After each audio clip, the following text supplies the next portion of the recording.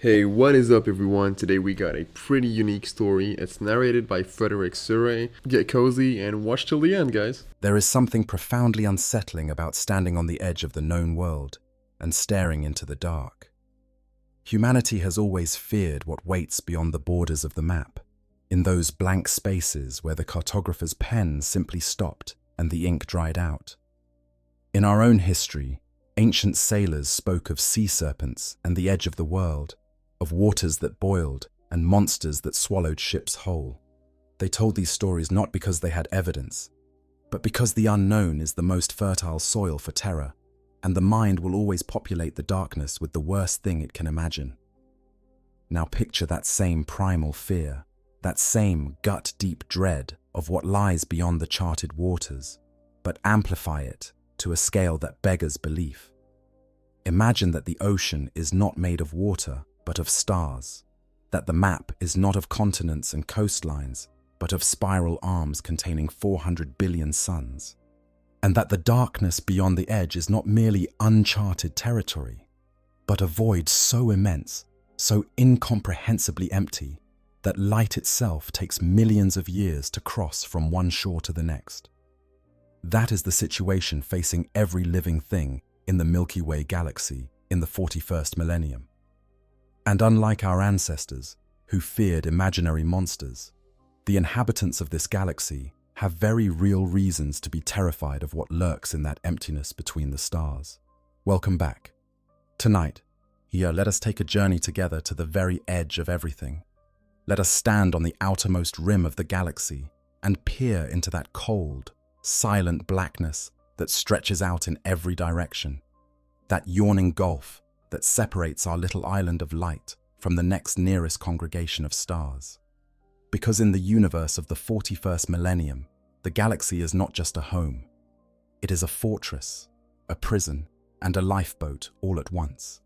And the things that press against its walls from the outside, the things that have already breached those walls, the things that are still out there in the dark, drifting closer with each passing century, they are enough to make even the most battle-hardened warrior of the Imperium lose sleep. This is not a story about a single war or a single enemy. This is a story about the edge of everything and what waits beyond it. It is a story about signals sent into the void that should never have been transmitted. About kings who traveled the darkness between galaxies and came back changed. About ancient stars that ring the Milky Way like the crumbling walls of a cemetery. And about a hunger so vast and so patient that it has been crossing the emptiness between galaxies for tens of thousands of years. Drawn by the scent of life, the way a predator is drawn by blood in the water. So settle in, get comfortable, because tonight we are going to talk about the things that terrify everyone in the galaxy. From the lowliest hive worker on some forgotten industrial world to the mightiest chapter master of the Adeptus Astartes, we are going to talk about what exists beyond the galaxy. And we are going to start at the beginning. We are going to start with the cage itself. Think about what it means to live inside a galaxy. For most people in the 41st millennium, for the billions upon billions of factory workers and farmers and soldiers and bureaucrats who make up the vast bulk of the Imperium's population, the galaxy is not a concept they think about. Their world is their world. Their hive city is their hive city. Most Imperial citizens will live their entire lives without ever leaving the city block where they were born, let alone visiting another world or another star system. The galaxy to them is an abstraction, a word that the preachers use in their sermons about the Emperor's dominion, a shape on a chart that they have never seen and would not understand if they did. But for those who do travel the stars, for the rogue traders and the fleet commanders and the navigators who guide humanity's ships through the screaming madness of the warp, the galaxy is something very different. It is a cage with walls made of emptiness, a prison without bars, but with boundaries that are just as impassable. They know, and these starfarers, that beyond the last charted system, beyond the last flickering beacon of the Astronomicon, there is a line. Cross that line and you are alone. Cross that line and no one is coming to save you. Cross that line and you enter a darkness that has no end, a silence that has no bottom, an emptiness that will swallow your ship and your crew and every trace of your existence as completely as if you had never been born. They know this because some of them have seen it. Standing on the observation deck of a warship at the very edge of the eastern fringe, looking out into the void between galaxies, is described by those who have experienced it as one of the most profoundly terrifying experiences a human being can have. Not because of anything they can see, but because of the absolute, total, overwhelming nothing that stretches before them, an abyss so complete that the mind cannot process it, can only recoil from it, and can only retreat back toward the familiar lights of the galaxy and the comforting knowledge that somewhere, far away in the galactic west, the Astronomicon is still burning.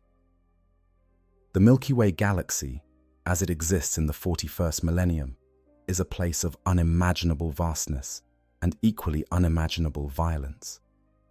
Roughly 90,000 light-years from edge to edge and 15,000 light-years thick at its densest point, it contains somewhere in the neighborhood of 400 billion stars. Around those stars orbit countless worlds, from the teeming hive cities of the Imperium to the silent tomb worlds of the Necrons, from the maiden worlds of the Eldari to the fungus-choked strongholds of the Greenskin Menace. Every conceivable form of horror already exists within those spiral arms, from the reality-warping nightmares of the warp to the cold, implacable advance of ancient machine civilizations that predate all other life.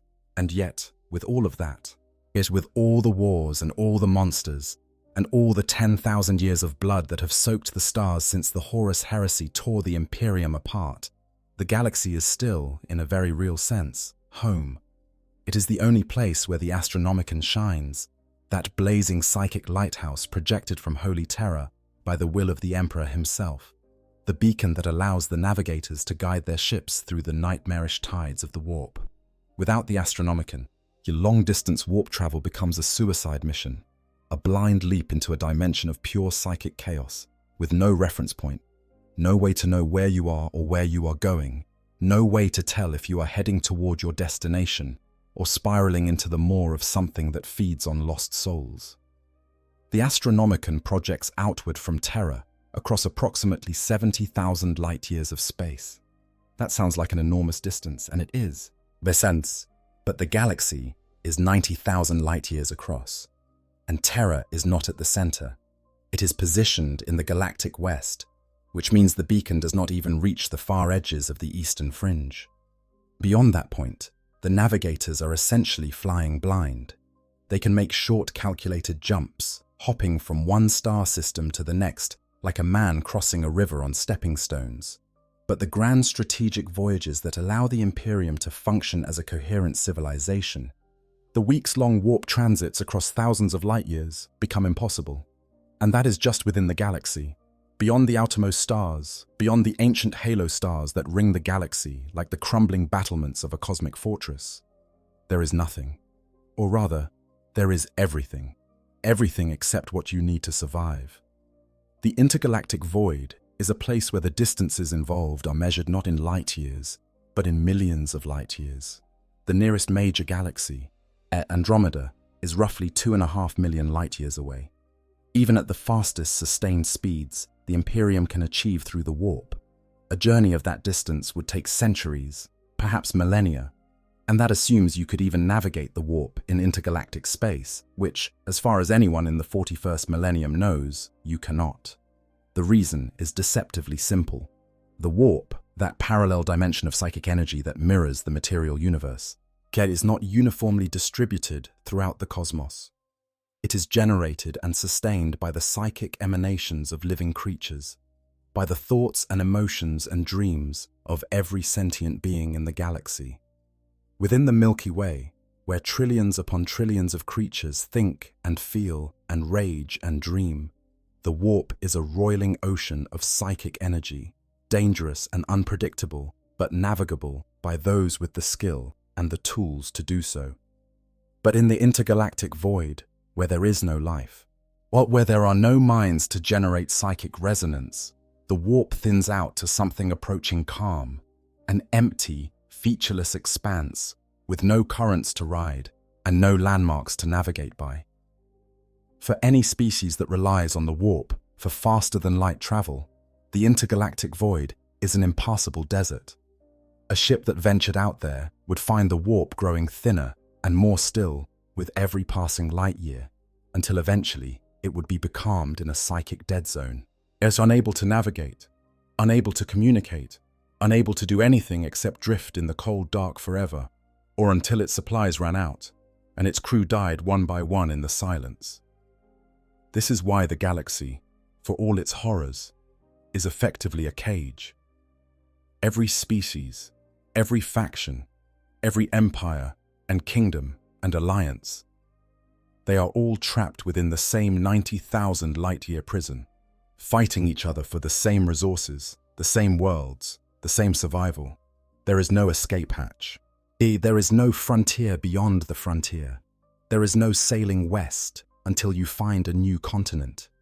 There is only the galaxy, and then there is the void, and then there is whatever is out there in the dark waiting. And make no mistake, there are things waiting in that dark. The question of what exists beyond the galaxy is not an academic one in the 41st millennium. It is not a philosophical musing best left to scholars and dreamers. It is a military question, a survival question, as a question that has already been answered in blood and fire and the screams of dying worlds. Because the galaxy is not alone, it never was, and the things that have come from beyond its borders, the things that are still coming, have proven beyond any doubt that the universe outside the Milky Way is not empty, it is hungry. Before we talk about what has come in from outside, before we discuss the specific horrors that have breached the galaxy's borders and the ancient terrors that lurk in the shadows at its edge, we need to understand something fundamental about the nature of the barrier itself. The intergalactic void is not just a physical obstacle, it is a psychological one, a spiritual one, an existential boundary that shapes the very identity of every civilization within the Milky Way. Yes, the intergalactic void, a prison without walls. To truly grasp why the intergalactic void inspires such fear, you have to understand what it means for the civilizations trapped within the galaxy. Every major spacefaring power in the 41st millennium relies, in one way or another, on the warp for faster-than-light travel and communication. The Imperium of Man uses its navigators and the Astronomicon. The Aeldari use the webway, that ancient network of tunnels through a stabilized region of the warp constructed by the Old Ones millions of years ago. Even the Tau, who lack psychers and cannot enter the warp in the traditional sense, have developed a form of near-light-speed drive that skims along the boundary between real space and the immaterium. Only the Necrons and the Tyranids possess truly warp-independent means of interstellar travel, and as we will discuss, the implications of that fact are staggering. As for the Imperium, the boundary of the navigable galaxy is defined by the reach of the Astronomicon. That psychic beacon, powered by the sacrifice of roughly 1,000 psychers every single day, and directed by the Emperor's own unfathomable will from the Golden Throne, is the single most important navigational tool in human civilization. Without it, the Imperium ceases to function. Fleets cannot move, supplies cannot flow, reinforcements cannot arrive. The Astronomicon reaches approximately 70,000 light-years from Terra, which covers most of the galaxy, but leaves significant portions of the eastern fringe, the galactic north, and the galactic south beyond its effective range. Even within the galaxy, there are zones where the Astronomicon's light is weakened or blocked entirely. Warp storms, those hurricane-like disturbances in the immaterium, can obscure the beacon for centuries at a time, cutting off entire sectors from the rest of the Imperium. The Great Rift, that wound in reality that tore the galaxy nearly in half at the dawn of the era Indomitus, has created an entire hemisphere of the Imperium Nihilus, where the Astronomicon is all but invisible. For the billions of souls trapped on the wrong side of that rift, the experience is not unlike being cast into the void itself, alone, lost and surrounded by enemies with no hope of rescue. But at least within the galaxy, there is something. There are stars to navigate by, worlds to stop at, factions to fight or ally with. The intergalactic void offers none of these things. It is, in the most literal sense, nothing. Not the poetic nothing of an empty room or a quiet night, but a genuine, physical nothing. The average density of matter in the intergalactic medium is roughly 1 atom per cubic meter. To put that in perspective, the hard vacuum of space between planets within a solar system contains roughly 5 atoms per cubic centimeter, which is thousands of times denser than the void between galaxies. You could fly for millions of light years through the intergalactic void and encounter nothing larger than a hydrogen atom. There are no stars to refuel at, no planets to resupply on, no nebulae to harvest for resources, no systems to use as waypoints, just an endless, featureless black, stretching in every direction, a deeper and more complete than any darkness you have ever experienced or could possibly imagine. For a warp-dependent civilization, this void is impassable. The psychic energy that sustains the warp within the galaxy simply does not exist in sufficient quantities in the intergalactic medium. A ship entering the warp in intergalactic space would find not the turbulent, current-rich ocean of the Imperium that they are accustomed to, but a flat, still, dead calm. That there would be no currents to ride, no eddies to exploit, no psychic landmarks to navigate by. The Astronomicon would be invisible, a faint flicker drowned by distance and the sheer emptiness of the void. A navigator trying to steer through such a space would be like a sailor trying to navigate an ocean with no wind, no current, no stars, and no compass. They would simply drift, lost and helpless, until madness or death claimed them. The Aeldari webway, one which might theoretically offer an alternative route through the void, has its own limitations. The webway was constructed by the Old Ones during the War in Heaven, millions of years before the rise of the Aeldari Empire, and while it is a vast and intricate network, it was designed to serve the needs of civilizations within the galaxy. There is no evidence that the webway extends beyond the galactic rim. Some Aeldari legends speak of craft worlds that fled the galaxy entirely in the aftermath of the fall, seeking to escape the clutches of Slaanesh by sailing into the intergalactic void. But if such craft worlds exist, they have never been heard from again. The silence is its own kind of answer. The Tau, who represent the youngest major spacefaring species in the galaxy, have not even considered extragalactic travel.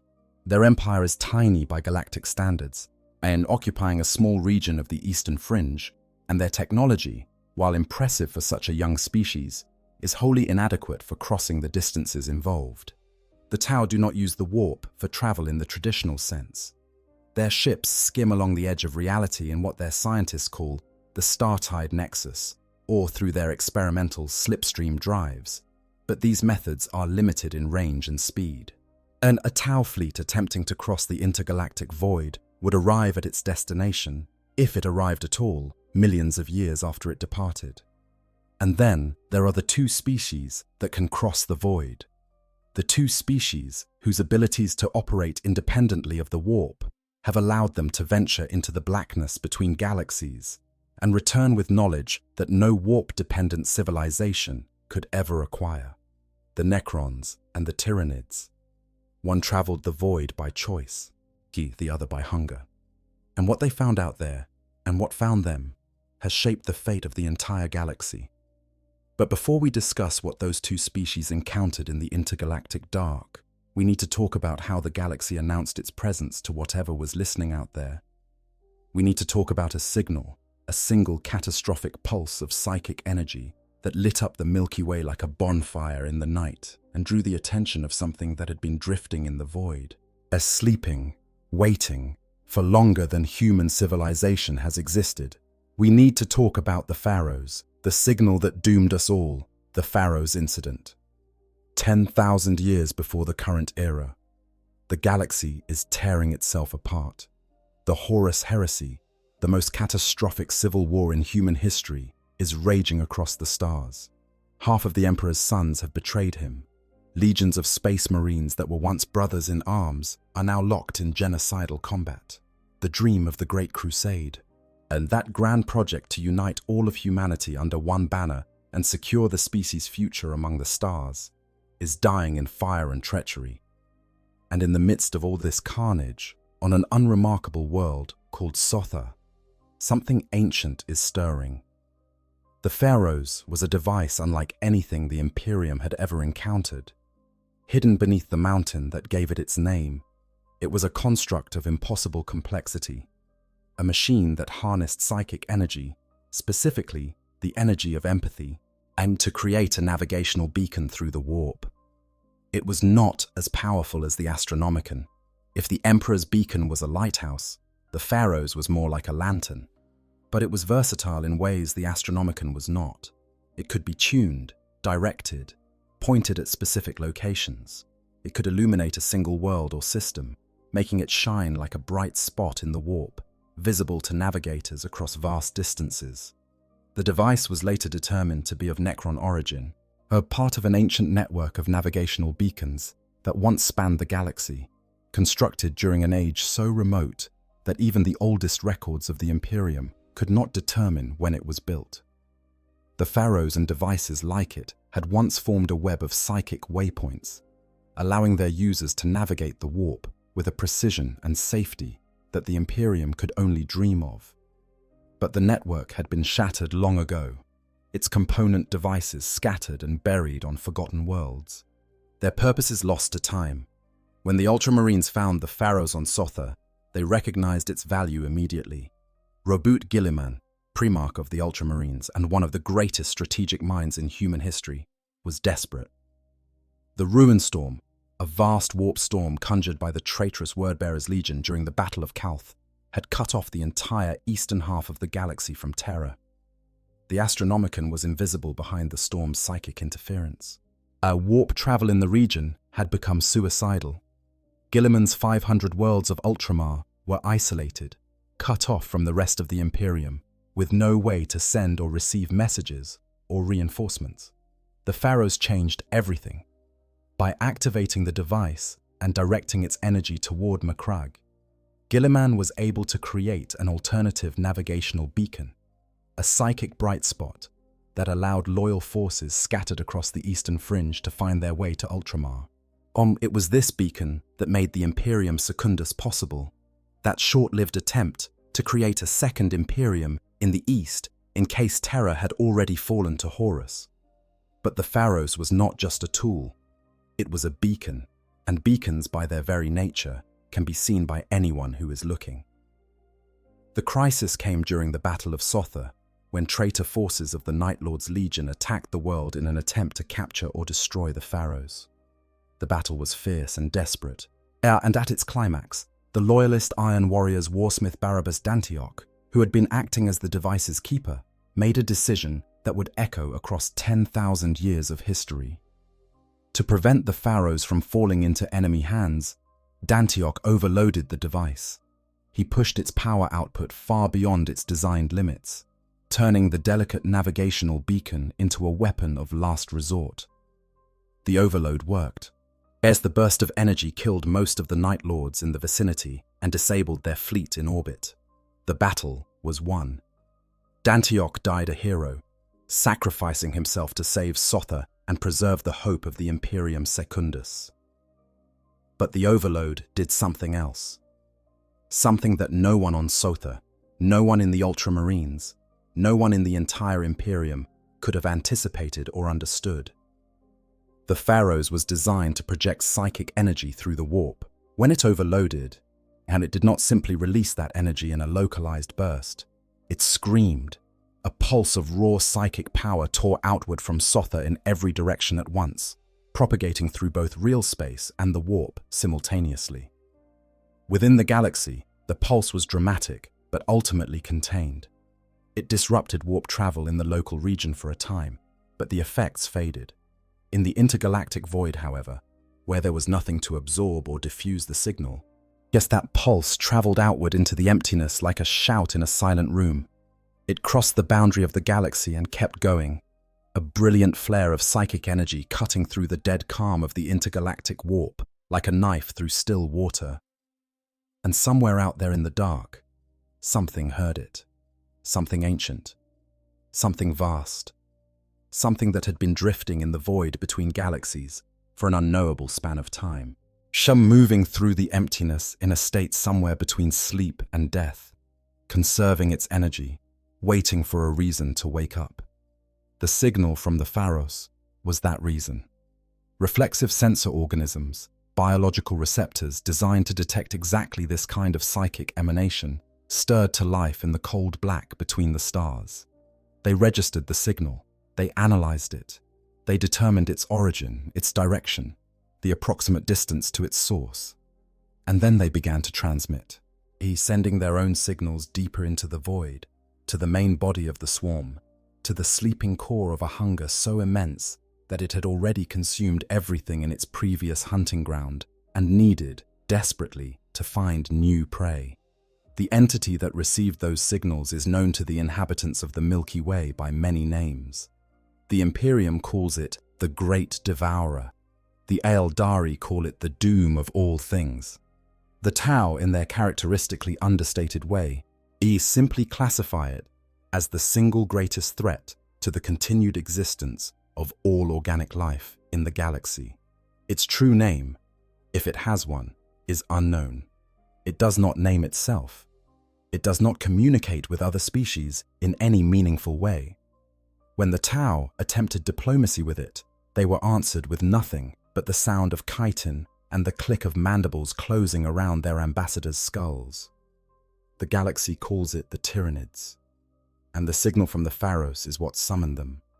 The overload of that ancient Necron device during the darkest hours of the Horus heresy, an act of desperate heroism that saved a single world and a single battle, also served as a dinner bell ringing out across the intergalactic void, announcing to the most voracious predator the universe has ever known that there was life here, in this little spiral of stars, and that life was screaming. It would take nearly 10,000 years for the first hive fleets to arrive. 10,000 years of crossing the void, of navigating the emptiness between galaxies using methods that do not rely on the warp at all, but instead harness the gravitational forces of distant stars to create compressed space transit corridors, a form of faster-than-light travel that is completely independent of psychic energy and completely alien to anything the Imperium has ever developed.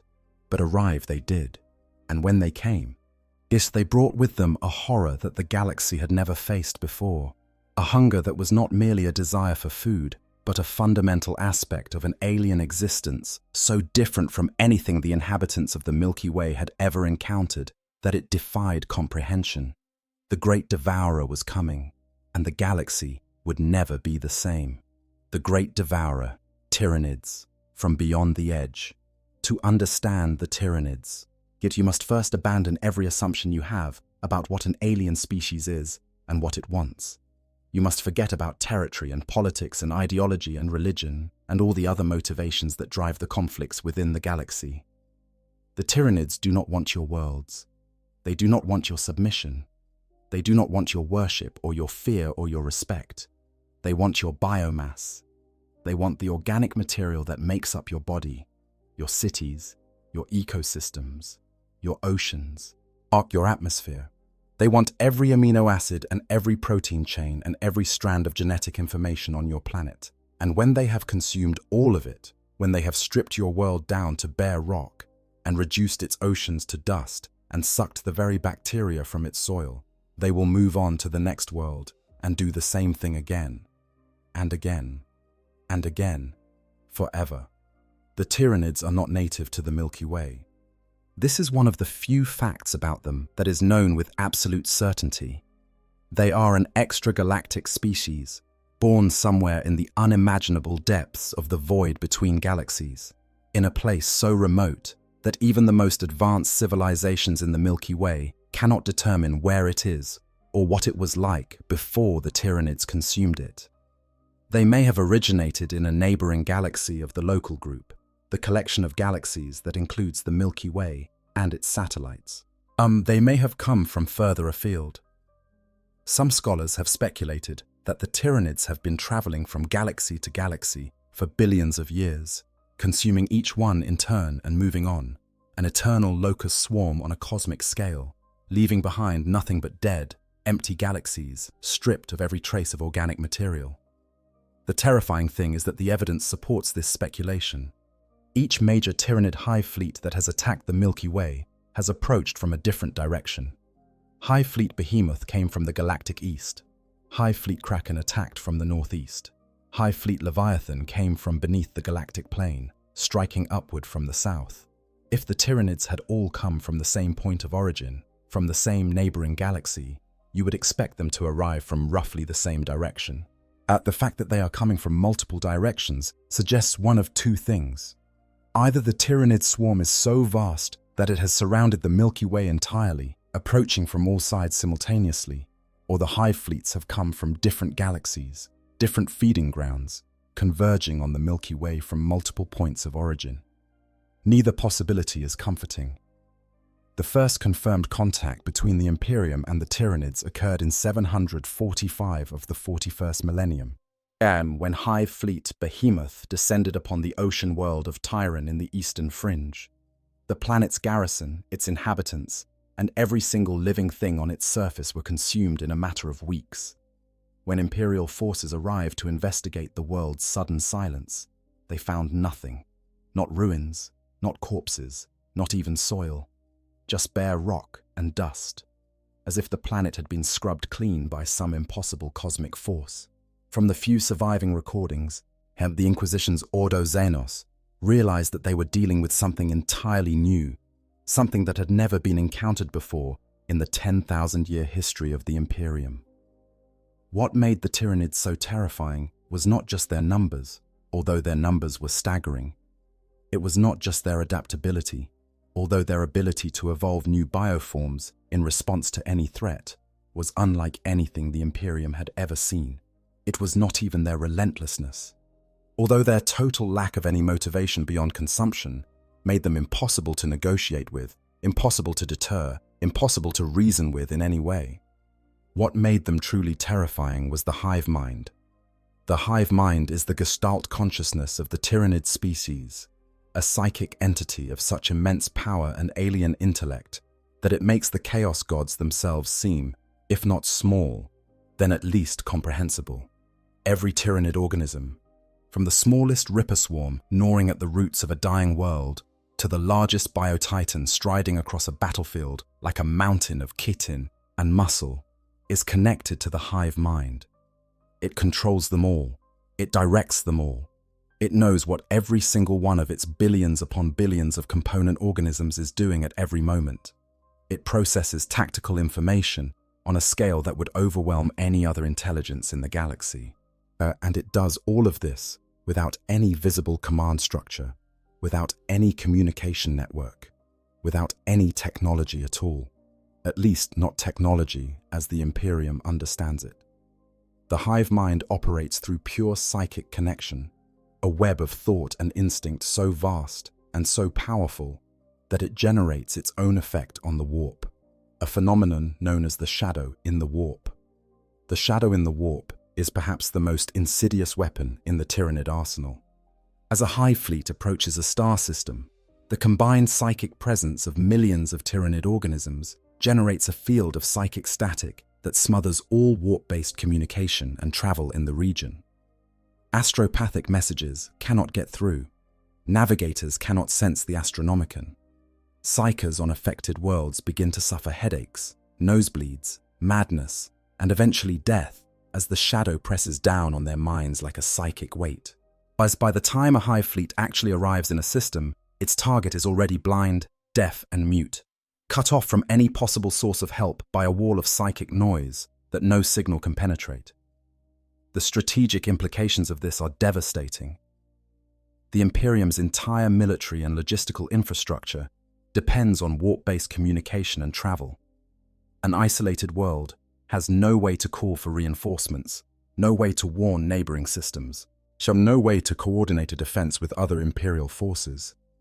Each world in the path of a hive fleet is effectively fighting alone, cut off from the rest of the Imperium as surely as if it had been thrown into the intergalactic void itself. The three major hive fleet incursions have each demonstrated different aspects of the Tyrannid threat, and each has been more devastating than the last. Hive Fleet Behemoth, the first to arrive, was a blunt instrument, yet it struck straight at the heart of the Ultramarines' domain, aiming directly for the world of Macragge. The Battle of Macragge that followed was one of the most costly victories in the Imperium's history. The Ultramarines destroyed Behemoth, but at a price so terrible that the chapter spent centuries recovering from its losses.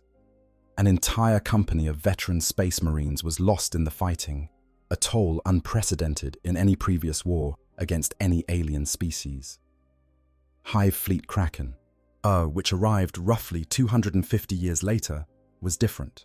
Where Behemoth had been a single, massive thrust, Kraken was a diffuse wave, splitting into dozens of smaller tendrils that attacked on a broad front, stretching the Imperium's defenses to their breaking point. The Imperium could not concentrate its forces against Kraken because there was no single point of attack to concentrate against. Every time a tendril was destroyed, 3 more appeared in different locations, each one probing for weaknesses, each one adapting to the defenses it encountered. And then came Leviathan. Hive Fleet. Leviathan represented an evolution in Tyrannid strategy that sent shockwaves through the Imperium's military leadership. Instead of attacking from the galactic east like its predecessors, Leviathan came from below, striking upward from beneath the galactic plane, an approach vector that the Imperium's defenses had never been designed to counter.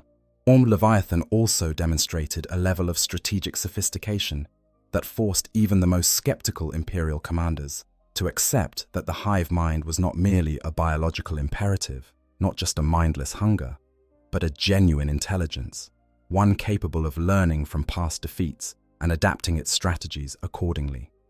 But here is the thing that keeps the Imperium's greatest strategists awake at night.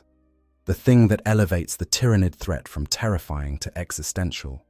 According to a report issued by the Strategic Collective in the final years of the 41st Millennium, Hive Fleet's Behemoth, Kraken, and Leviathan were not the main invasion force. They were scouts, vanguard elements, feelers sent ahead to probe the galaxy's defenses and gather genetic and tactical information for the true Hive Fleet, the main body of the Tyrannid swarm, which is still out there in the intergalactic void, still approaching.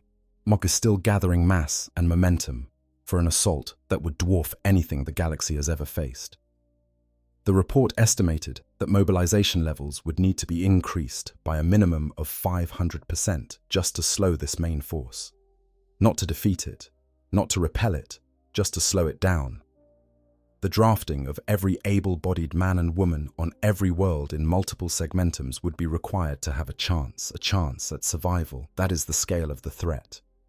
The wars that have already been fought against the Tyrannids, wars that have consumed entire sectors and killed billions, were just the opening skirmishes of a conflict that has not yet truly begun. To make this more concrete, let us talk about what actually happens when a Tyrannid hive fleet arrives at a world. Because the clinical language of strategic reports and casualty assessments does not capture the true horror of a Tyrannid invasion, you need to understand it from the ground, from the perspective of the people living on the target world, to appreciate why this extragalactic threat is considered the single greatest existential danger to life in the galaxy. Now, I want to take a quick second here to share something personal, because this part of the lore genuinely gets to me every time I revisit it. Out of everything we have covered up so far, and everything we're about to get into, the thing that unsettles me the most is not the Tyranids, it's not the gold stars, but it's the silence, the sheer absolute silence of the intergalactic void, and the fact that Zarek spent millions of years out there alone with his guilt and his memories. That is the kind of detail that elevates this setting beyond just cool sci-fi battles for me.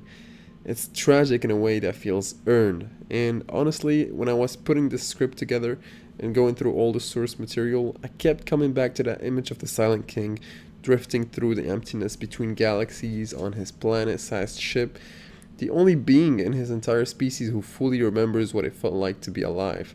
That is haunting, and that is why I love this universe. It's not just grimdark for the sake of being edgy. There is a real emotional weight underneath all the war and the monsters. But anyways, that's just my take. Let's go back to the video. It begins with the shadow in the warp.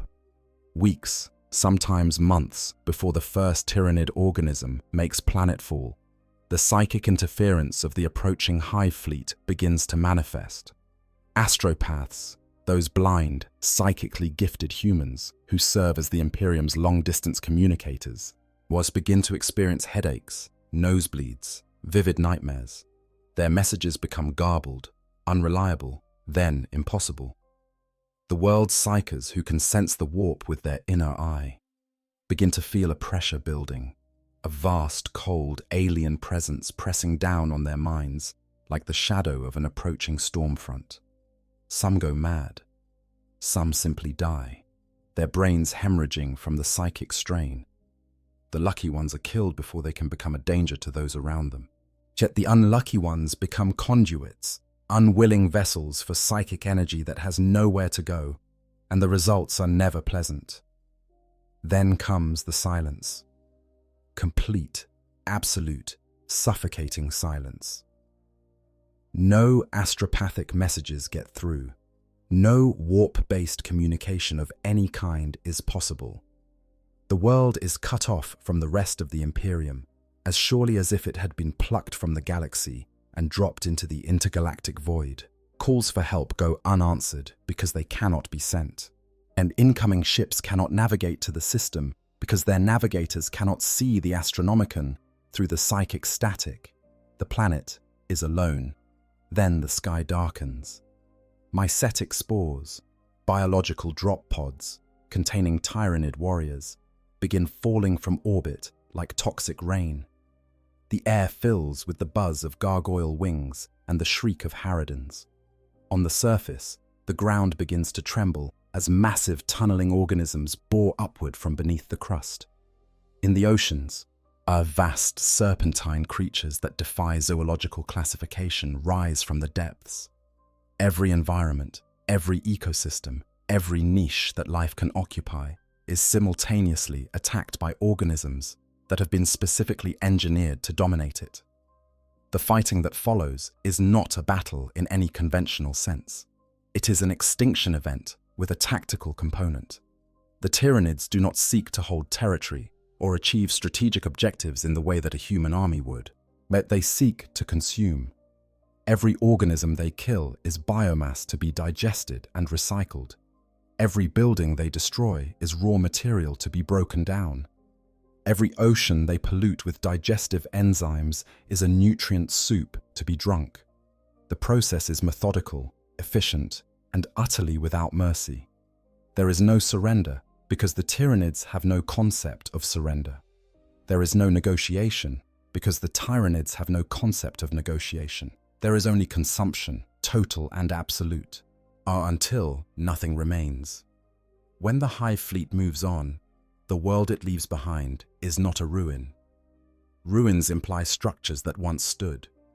What the tyrannids leave behind is a husk, a ball of bare rock stripped of its atmosphere, its oceans, its soil, and every trace of organic material down to the bacterial level. Even the planet's geology is altered, its mineral wealth extracted by capillary towers, biological structures that bore into the crust and suck the nutrients from the very stone. Yet in the aftermath of a tyrannid invasion, a planet that once supported billions of lives is reduced to something less hospitable than the surface of a dead moon. And this is what awaits the entire galaxy if the main hive fleet arrives. And then there is perhaps the most disturbing speculation of all, the question of what the tyrannids were before they came here. Some scholars within the Ordo Xenos have raised a possibility that is almost too horrifying to contemplate. What if the tyrannids are not the apex predator of the intergalactic void? What if they are not the hunter, but the hunted? What if the hive fleets are not invading the Milky Way because it is the next stop on their eternal feeding tour, but because they are fleeing from something even worse? The evidence for this theory is circumstantial but suggestive. The tyrannid's behavior, when observed at the macro level, does not always resemble that of a confident predator methodically consuming its prey. At times, it looks more like the behavior of a desperate refugee, throwing itself at the nearest source of sustenance with a frantic, almost panicked intensity.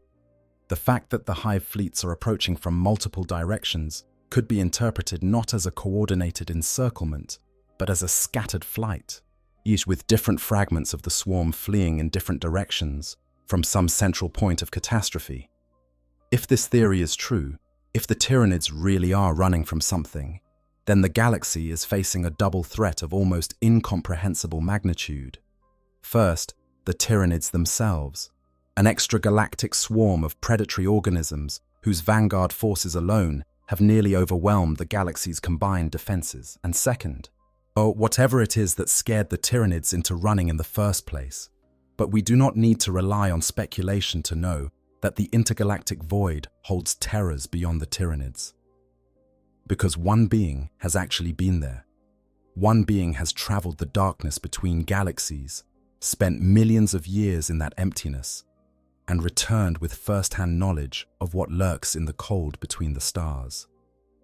His name is Zarek, and his story is one of the most extraordinary in the entire history of the galaxy. The Silent King's Vigil. What Zarek found in the dark. There are figures in the history of the galaxy whose actions have shaped the fate of entire species across spans of time so vast that the human mind cannot truly comprehend them. The Emperor of mankind is one such figure. The Aeldari god, Asurion, was another, before his murder at the hands of Slanesh, but perhaps none of them can match Zarek, the last of the Silent Kings, for the sheer scope and tragedy of his influence. Zarek's story begins over 60 million years before the current era, during a conflict known as the War in Heaven, a war so catastrophic that it reshaped the fundamental nature of reality itself. At that time, Zarek was the ruler of the Necrontyr, a species of short-lived, cancer-riddled beings who inhabited the harsh worlds of the halo stars at the galaxy's edge. The Necrontyr were brilliant, ambitious, and filled with a bitter resentment toward the Old Ones, those ancient and unfathomably powerful beings who had denied the Necrontyr the secret of immortality and confined them to the galaxy's desolate margins. In his desperation to find a weapon that could defeat the Old Ones, Zarek made the worst decision in the history of sentient life. He formed an alliance with the Citan, ancient starborn entities of unimaginable power who fed on the energy of suns. The Citan offered the Necrontyr what the Old Ones had refused them: immortality, freedom from their cursed short lives and disease-racked bodies. But the price of that immortality was their souls. The process was called biotransference. Every Necrontyr, from the lowliest laborer to the highest lord, had their consciousness ripped from their organic body and transplanted into a shell of living metal called necrodermis.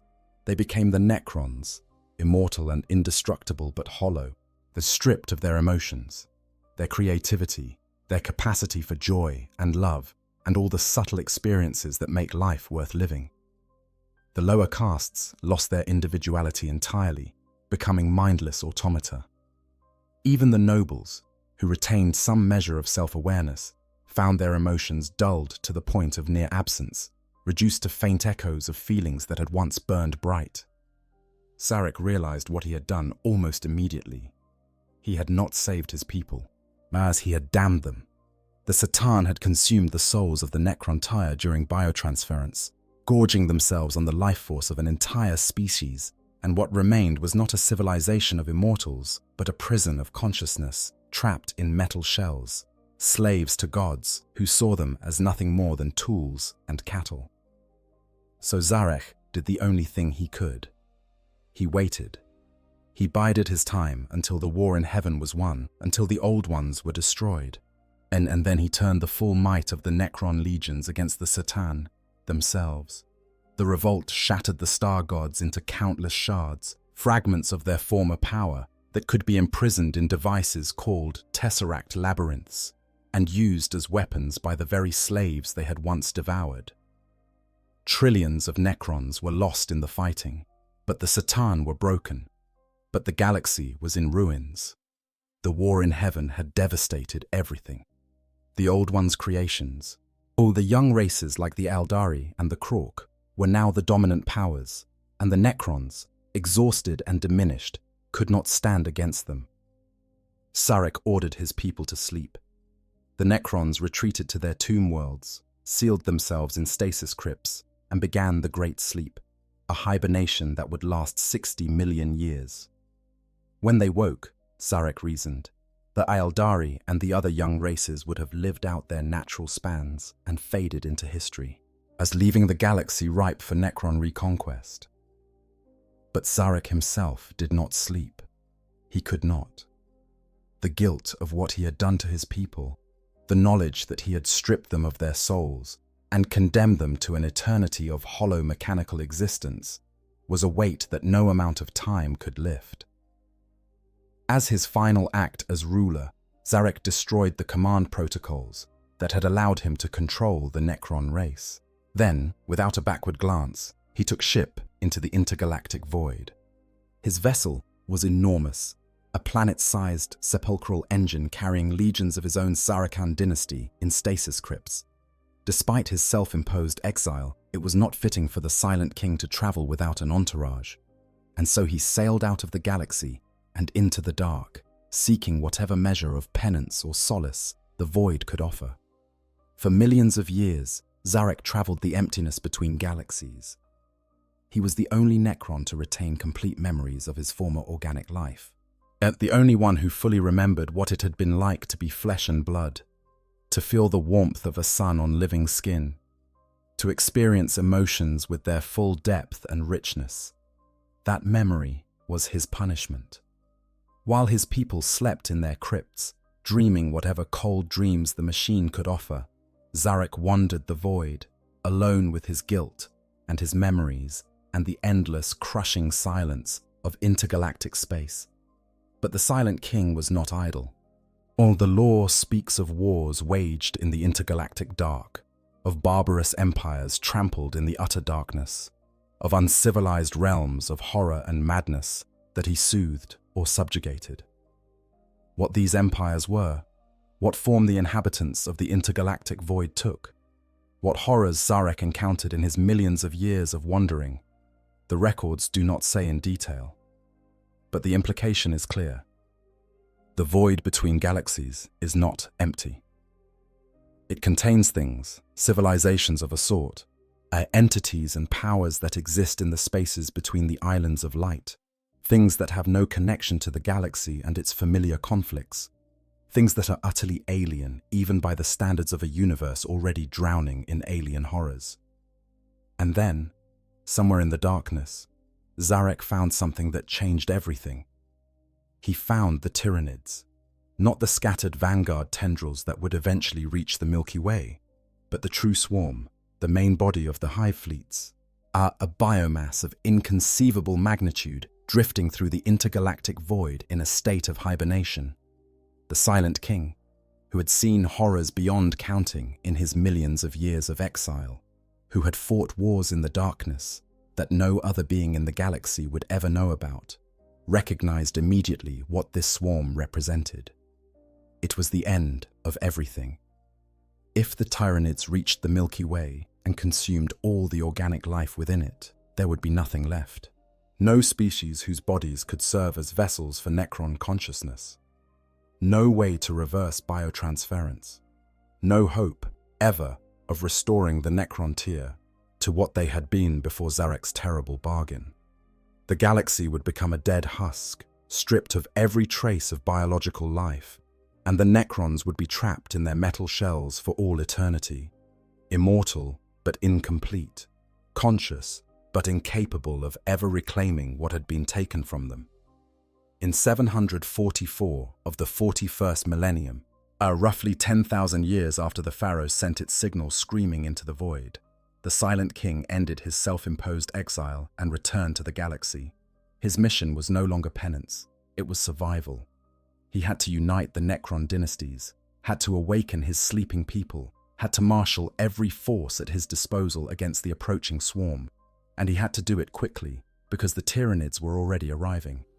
The Silent King's return is one of the most significant events in the recent history of the galaxy, not just because of what it means for the Necrons, but because of what it reveals about the intergalactic void. Sarek had been out there. He had seen what was coming, and the fact that even he, a being of almost godlike power and intelligence, a ruler who had overthrown the Satan themselves, felt the need to rush back to the galaxy and begin preparing defenses. It tells you everything you need to know about the scale of the threat. Consider this from Sarek's perspective for a moment. This is a being who has existed for over 60 million years. He has fought in the war in heaven, a conflict that makes every war in human history look like a schoolyard scuffle. He has personally overthrown gods, the literal star gods, who fed on the energy of suns and could reshape reality with a thought. He has traveled the intergalactic void for millions of years, waging wars against things that no other being in the galaxy has ever seen. He has conquered empires in the darkness between galaxies, subdued horrors that existed in realms of madness that human minds cannot conceive of. And when he encountered the Tyranids, his response was not, "I can handle this." His response was to immediately abandon his exile, return to the galaxy, and begin the desperate, frantic process of waking up his entire species and preparing for a war of survival. That tells you something about the magnitude of what he saw out there. That tells you that whatever the approaching hive fleets represent, it was enough to make a 60-million-year-old immortal god-killer genuinely afraid. Sarek's return also revealed something about his true motivations that adds another layer of complexity to the story. The Silent King does not want to save the galaxy, yet he does not care about the Imperium of Man, or the Aldari, or the Tau, or any of the other species that inhabit the Milky Way. His goal is not altruistic. His goal is to reverse biotransference, to find a way to restore his people's organic bodies and return to them the souls that were stolen during that terrible process 60 million years ago. To accomplish this, the Necrons need living organic species whose bodies can serve as vessels for Necron consciousness. Yes, if the Tyranids consume all organic life in the galaxy, that possibility is eliminated forever. So the Silent King is fighting the Tyranids not out of benevolence, but out of necessity. He needs organic life to survive in order to complete his plan. The fact that defending the galaxy against the Tyranids happens to also defend humanity and the other organic species is a coincidence, not a policy.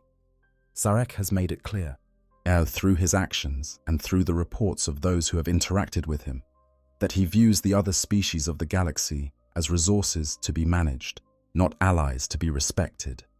This dynamic creates one of the most fascinating and disturbing strategic situations in the 41st millennium. The galaxy's best hope against the Tyranid menace may be an ancient, soulless machine king whose ultimate goal is to use organic species as spare parts. The enemy of the galaxy's greatest external threat is also, in a different way, an enemy of every organic being within it. And the galaxy may not have the luxury of choosing its allies. But the Tyranids were not the only things Sarek found in the void. The references to wars against barbarous empires and realms of horror suggest that the Silent King encountered other entities during his exile, entities that have no analogue within the galaxy, as things that exist in the spaces between the stars where no other intelligent being has ever ventured. What these things were, we do not know. The Necrons are not inclined to share such information with lesser species, and Sarek himself is notoriously secretive, even by the standards of a species that communicates primarily through silence and coded transmissions. But the very fact that such entities exist is profoundly disturbing. If there are civilizations in the intergalactic void, civilizations powerful enough to require the attention of a Necron king, wielding the technology of 60 million years of advancement, then the galaxy is not merely surrounded by an empty void. It is surrounded by an inhabited void, a void that contains powers and intelligences that no one within the galaxy has ever encountered or prepared for.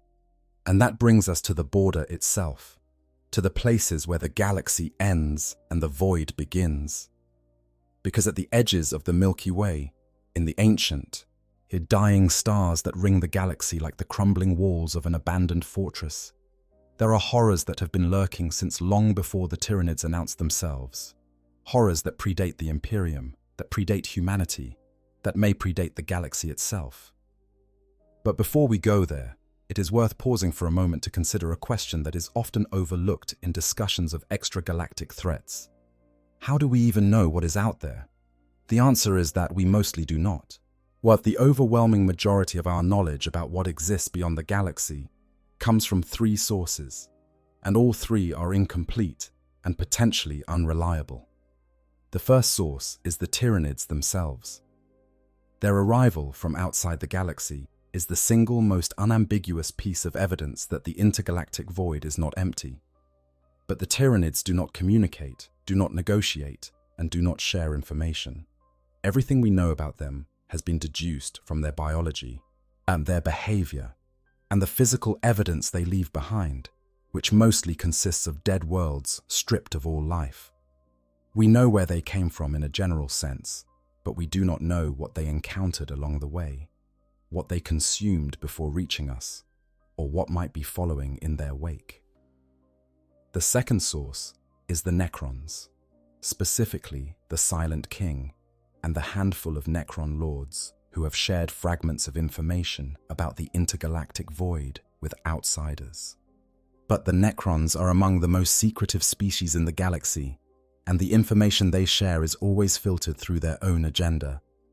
The Silent King in particular has proven to be a master manipulator, revealing only what serves his purposes and concealing everything else. When questioned about the specific nature of the threats he encountered during his exile, Necron lords who press for details are taken away by the Triarch Praetorians and never seen again. This is not the behavior of a faction that is eager to share what it knows. The third source is inference, the deductions and speculations of scholars, inquisitors, and military strategists working with fragmentary data and educated guesses. The pale wasting, the entities of the ghoul stars, the Orc signals detected by intergalactic probes, all of these are interpreted through lenses of assumption and theory that may or may not reflect reality. The truth is that the Imperium's understanding of what lies beyond the galaxy is roughly equivalent to a medieval European's understanding of the Americas, aware that something is out there, terrified of what it might be, and almost completely wrong about the details. This ignorance is itself a form of horror. In a universe where knowledge is power and survival depends on understanding the threats you face, of the galaxy's near total ignorance about the intergalactic void is a vulnerability of the highest order. The things that come from outside, the Tyranids, the entities of the ghoul stars, whatever else may be drifting in the dark, they have the advantage of surprise. They know what the galaxy contains because they can see the light of its stars and feel the psychic emanations of its inhabitants. But the galaxy cannot see them. The galaxy cannot feel them. The galaxy can only wait, and watch the border, and hope that whatever comes next is something it can survive. We need to talk about the halo stars, and we need to talk about what lives in them. The halo stars, the galaxy's haunted border. The halo stars. Even the name carries a weight of dread that few other astronomical terms can match. In a galaxy where worlds are named things like Armageddon and Cadia and Baal, where every sector has its own litany of horrors and its own roll call of the dead, the halo stars occupy a special place in the collective nightmare of spacefaring civilizations. They are the last stop before the abyss, the final outpost of light before the darkness swallows everything. Physically, the halo stars are exactly what their name suggests, a halo of ancient dying stars that encircles the outer edge of the Milky Way, forming a rough sphere approximately 200,000 light-years in diameter. These are among the oldest stars in the galaxy, and many of them red dwarfs and brown dwarfs that have been burning for billions of years. Their fuel nearly exhausted, their light dim and cold and tinged with the red of approaching death. They are scattered thinly across the vast circumference of the galactic halo, grouped in sparse clusters separated by immense stretches of empty space. The halo stars are almost entirely unexplored. The Imperium has never mounted a serious campaign to chart them, and for good reason. The Astronomicon does not reach this far. Because Terra is situated in the galactic west, the beacon's effective range does not extend to most of the galactic periphery, especially in the east and the north. For a navigator trying to guide a ship through the warp in Halo Star territory, the Astronomicon is at best a faint, flickering candle barely visible through a hurricane of static, and at worst, completely invisible. Warp travel in the Halo Stars is not merely dangerous, it is practically suicidal. Ships that enter the warp this far from the beacon's light tend not to come out again, or if they do, they emerge in a place and time so far removed from their intended destination that the crew might as well have been tossed into a random point in the galaxy. Adding to the navigational dangers is a phenomenon known as the halo scar, as a warp disturbance of unknown origin that runs through a significant portion of the Halo Stars, like a wound in the fabric of the Imperium. The halo scar makes warp travel in its vicinity nearly impossible, creating a barrier that even the most skilled navigators cannot penetrate. Some scholars have theorized that the halo scar is a remnant of the war in heaven, a cosmic scar left by the weapons used in that ancient conflict between the Old Ones, the Necrons, and the Satan. If so, it has been there for over 60 million years and shows no signs of healing. But the navigational hazards are not what make the Halo Stars truly terrifying. What makes them terrifying are the things that live there. The Imperium has maintained a light presence in the Halo Stars since the Great Crusade, mostly through the activities of rogue traders, explorator fleets of the Adeptus Mechanicus, and the occasional Space Marine chapter stationed on the borders as a watchpost against unknown threats.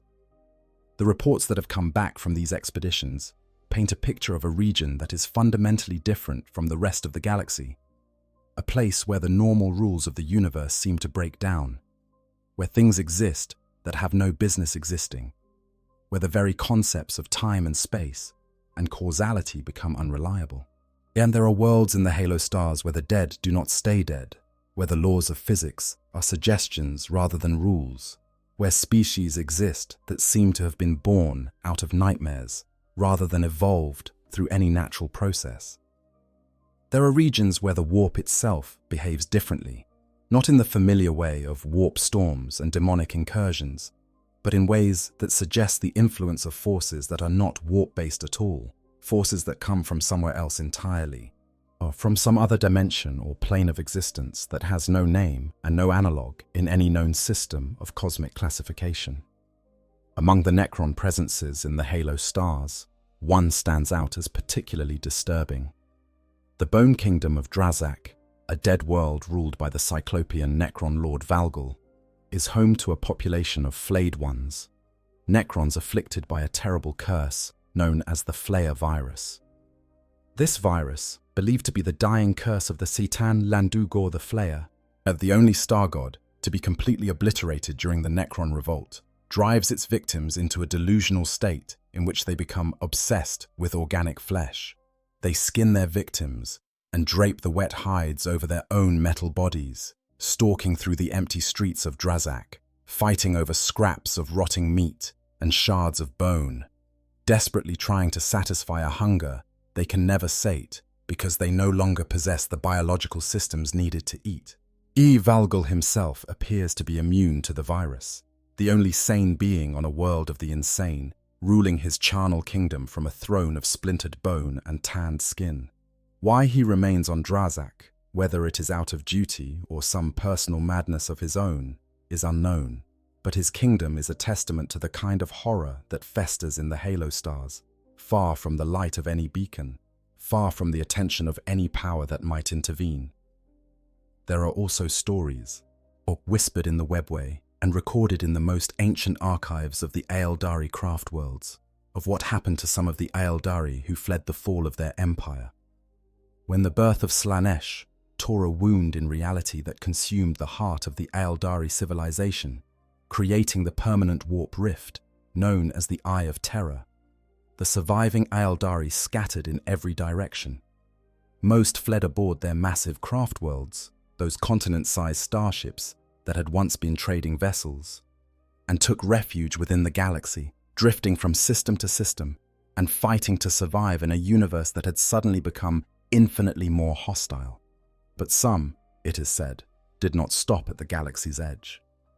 Some craft worlds, particularly those that had been the furthest from the fall's epicenter, those that had been on long trading missions in the galaxy's outer reaches, kept going.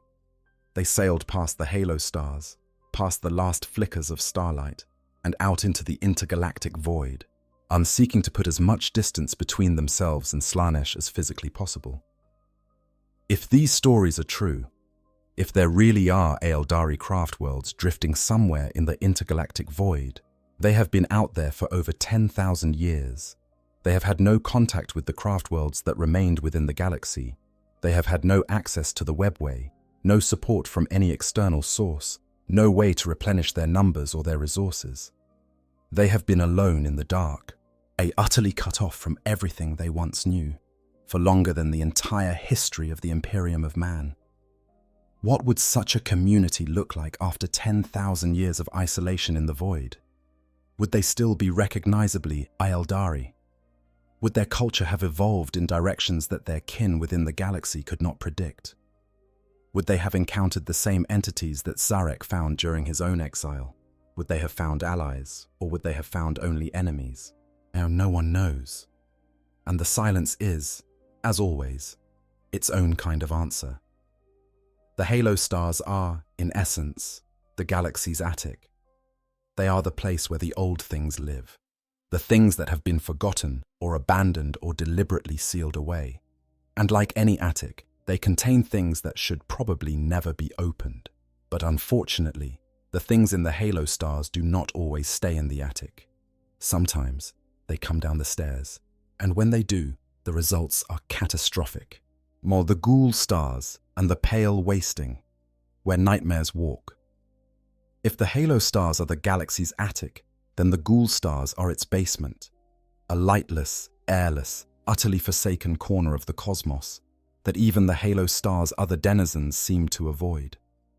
Located in the extreme northeast of the known galaxy, beyond the eastern fringe and deep within the halo zone, the ghoul stars are a vast tract of space lit only by the cold, a dying light of ancient suns that have been burning since before the Earth formed. They are sometimes called the ghost stars, and the name is apt in more ways than one. The ghoul stars were once home to human-inhabited worlds. During the Dark Age of technology, when humanity's empire spanned the galaxy and human technology was at its apex, colonists settled worlds even in this remote and forbidding region. Those colonies are gone now. Not abandoned, not conquered, gone.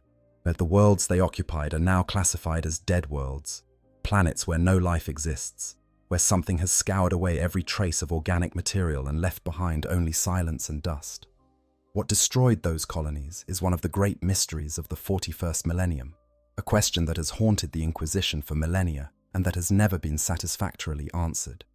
The Imperium knows that the ghoul stars contain alien species of such fundamental alienness that they seem supernatural, creatures that appear to have been born from nightmares rather than from any natural evolutionary process.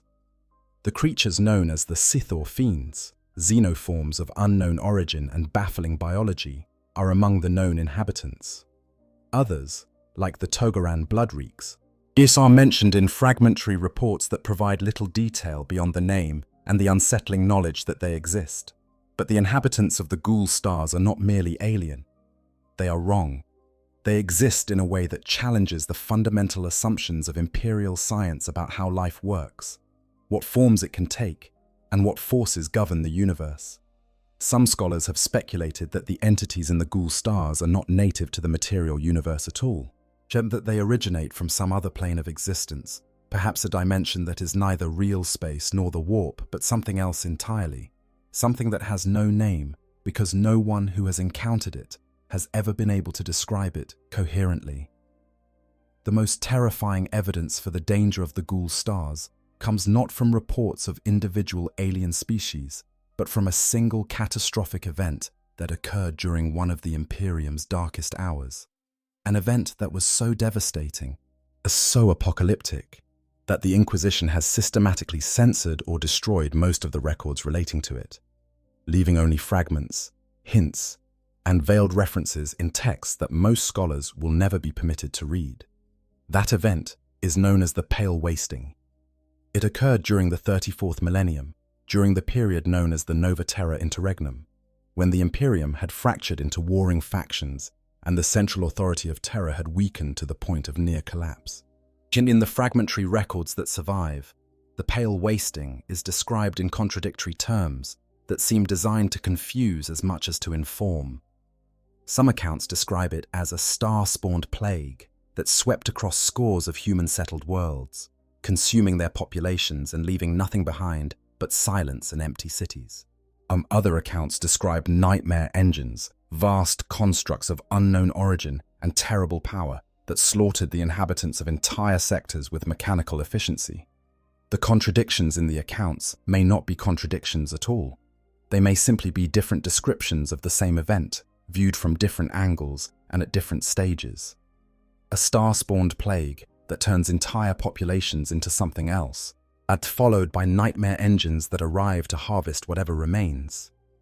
Or perhaps the plague and the engines were two aspects of a single entity, a being or beings so alien that human language simply lacked the vocabulary to describe them coherently. What is known for certain is that the Imperium's response to the Pale Wasting was unprecedented in its scale and desperation. 12 entire chapters of the Adeptus Astartes were dispatched to combat the threat, at an enormous commitment of resources that speaks to the severity of the crisis. 11 of those 12 chapters were destroyed, not depleted, not reduced, destroyed, wiped from existence, their gene seed lost, their names struck from the rolls, their history erased as thoroughly as if they had never existed. Only the Nova Marines survived, and their own chronicles are curiously empty of any reference to the conflict, while the only evidence of their participation is an ancient memorial stone mounted within the Imperial Palace on Terra itself, which praises the chapter for having, by their mortal sacrifice and unmatched valor, unmade that which cannot die, and so preserved the most holy realm of mankind. Read that again. Unmade that which cannot die. Whatever the Nova Marines faced in the Ghoul Stars, it was not merely difficult to kill. It was described as something that could not die, something that had to be unmade, a word that implies a more fundamental form of destruction than mere physical death, a word that suggests the erasure of something's very existence from reality. In the aftermath of the Pale Wasting, the Imperium took steps to ensure that the horror would never be repeated. A new founding of Space Marines was initiated, the 13th founding, also known as the Dark Founding, which is shrouded in more secrecy than any other founding in Imperial history.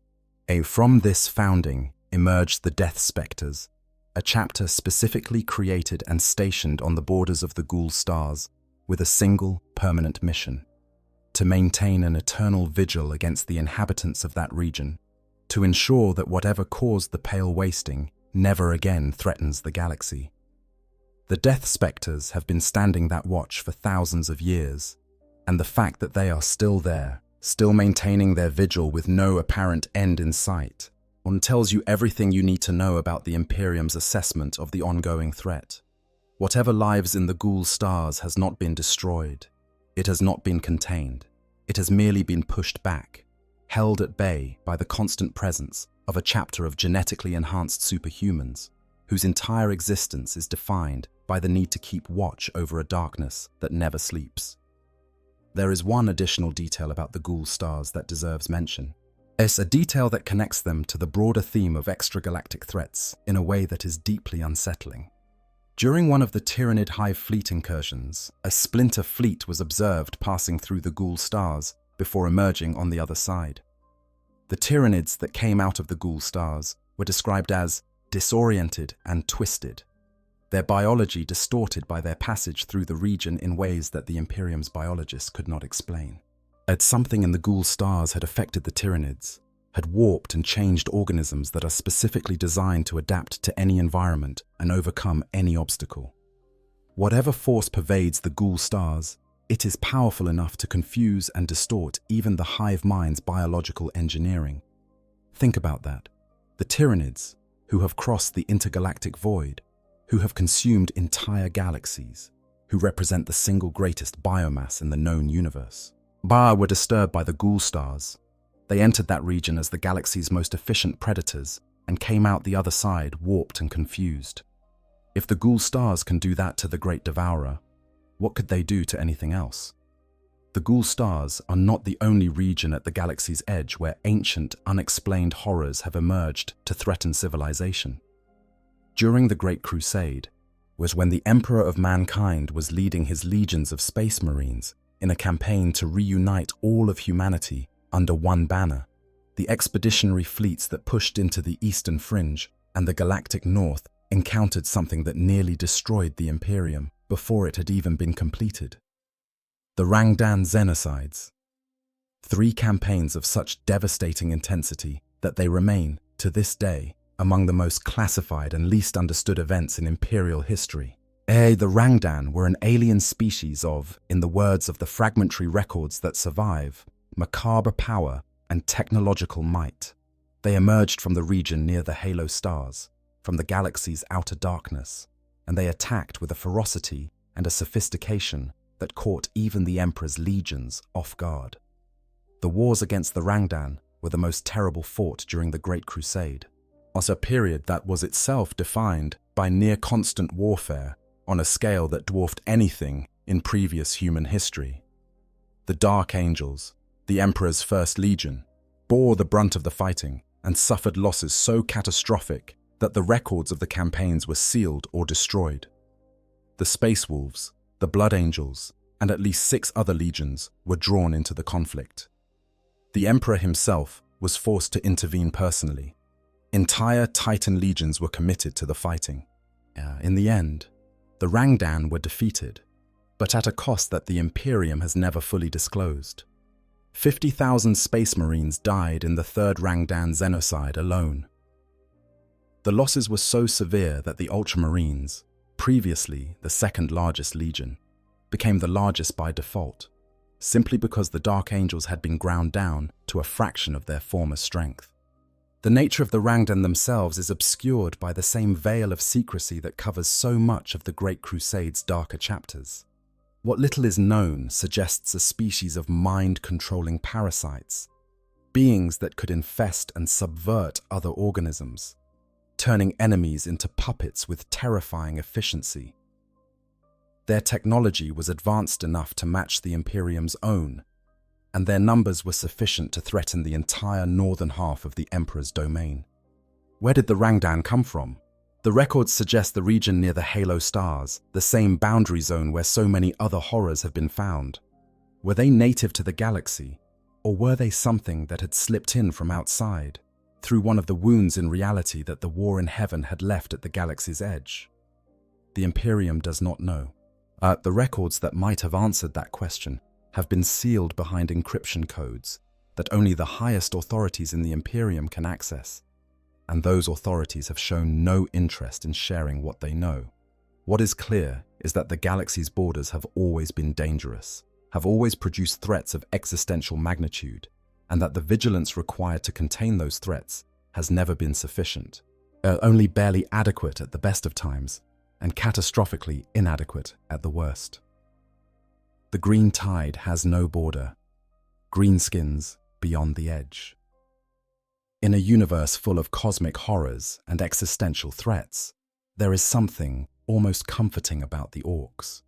They are loud, crude, violent, and utterly lacking in anything resembling subtlety or sophistication. While the Tyranids consume worlds with the cold efficiency of a biological machine, and the denizens of the ghoul stars twist reality with their mere presence, the greenskins simply want to fight. Everything else, technology, territory, resources, culture, is secondary to the central imperative of orc existence. Find something to fight, and then fight it as loudly and enthusiastically as possible. But do not let the orcs' apparent simplicity fool you into underestimating them. Because behind the crude weapons and the ramshackle vehicles and the bellowing war cries that can be heard across entire continents, there is a species so resilient, so adaptable, and so unbelievably widespread that they may well be the most successful form of intelligent life in the entire universe. Yes, the entire universe, not just the galaxy. There is a piece of lore from the early days of the Imperium, Well, from a time when humanity was still reaching out to the stars and exploring the boundaries of the known galaxy, that paints a picture so extraordinary that many Imperial scholars have dismissed it as exaggeration or myth. During the dark age of technology, before the fall of humanity's first interstellar civilization, humanity sent probes out into the void, not ships carrying living crews, but automated probes, mechanical explorers designed to travel into the depths of space and report back on what they found. One of these probes, sent out during the Great Crusade era, if not earlier, traveled beyond the galaxy entirely, pushing out into the intergalactic void and recording everything it encountered. When the probe's telemetry was finally received, thousands of years after it had been launched, the data it returned was both astonishing and deeply alarming. Everywhere the probe had gone, beyond the galaxy's edge, out in the cold emptiness between the stars, the signals it picked up were the same. Greenskin signals, Orc broadcasts, the unmistakable, incoherent chatter of the most warlike species the galaxy had ever produced, blaring out into the void from locations that should have been utterly empty. The implications are staggering. The Orcs, or their ancestors the Krork, were created by the Old Ones during the War in Heaven as a biological weapon against the Necrons. Yes, they were engineered to be tough, aggressive, fast-breeding, and virtually impossible to eradicate, spreading through fungal spores that could survive in almost any environment. The Old Ones designed the Krork well, perhaps too well, because if the probe data is accurate, the Orcs have not merely spread across the galaxy, they have spread beyond it. How they got there is a matter of debate. The Orcs do not use the warp in the sophisticated way that the Imperium does, but they have a crude form of warp travel powered by their collective psychic energy. The more Orcs gather in one place, the stronger their collective psychic field becomes, and this field can, in sufficient concentrations, be used to propel their ramshackle vessels through the warp with a cheerful disregard for navigational accuracy or personal safety that would horrify any Imperial navigator. Whether Orc vessels have actually crossed the intergalactic void using this method, or whether the Orcs that the probe detected were remnants of Old Ones-era Krork populations seeded during the War in Heaven, is unknown. What is known is that the universe beyond the Milky Way appears to contain greenskins.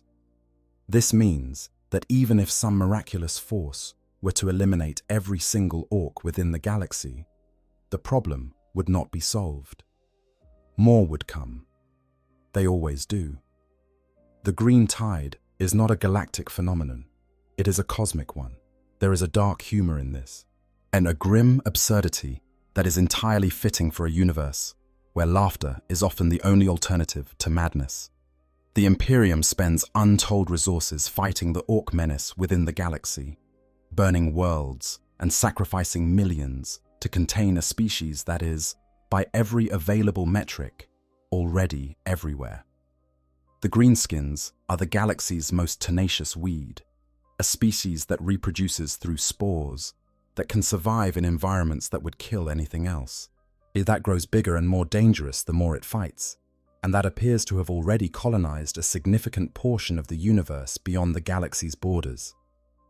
You cannot weed a garden if the seeds have already blown over the fence and taken root in every neighboring yard. The Orc problem is not a problem that can be solved within the galaxy, because the Orcs are not a galactic problem. They are a universal one, and somewhere out in the intergalactic void, on worlds that no human eye has ever seen, under suns that have never been mapped or named, Orcs are probably fighting each other right now, completely unaware of and completely indifferent to the galaxy-spanning conflicts that humans consider to be the most important events in history. The sheer resilience of the Orc species is something that deserves closer examination in the context of extragalactic threats. Asked because it illustrates a point that is easy to miss when you are focused on the more dramatic horrors of the void. Not every threat from beyond the galaxy is a cosmic entity or an extragalactic swarm. Some threats are just really persistent forms of life that refuse to go away. The Orcs reproduce through spores. Tiny microscopic fungal spores are released by Orcs throughout their lives, and more are released upon their death. These spores settle into the soil, the rock, at the crevices of buildings and ships, and they grow. First, they produce fungal organisms and the small wretched creatures called snotlings. Then, Gretchen. Then full-sized orc boys. The process takes months or years depending on conditions, but it is essentially unstoppable by any conventional means. You can kill every single orc on a planet, burn their settlements, sterilize their equipment, and 10 years later, a new generation of greenskins will be growing in the ruins, or ready to start the whole cycle over again. Now extend that principle to the intergalactic scale. If orc spores are as durable as the evidence suggests, and they can survive in environments ranging from frozen tundra to volcanic rock to the vacuum of space, then every world that an orc has ever walked on, every ship that an orc has ever traveled in, every asteroid that an orc craft has ever crashed into, is a potential site for a new orc civilization. The orcs do not need colony ships or terraforming equipment or supply chains. They just need to exist in a place for a while, and that place becomes orc territory permanently. If the Krork, the orcs' more formidable ancestors, were active on an intergalactic scale during the War in Heaven, and the evidence suggests that at least the Old One's influence extended beyond the Milky Way, then Krork spores could have been deposited on worlds in other galaxies 60 million years ago.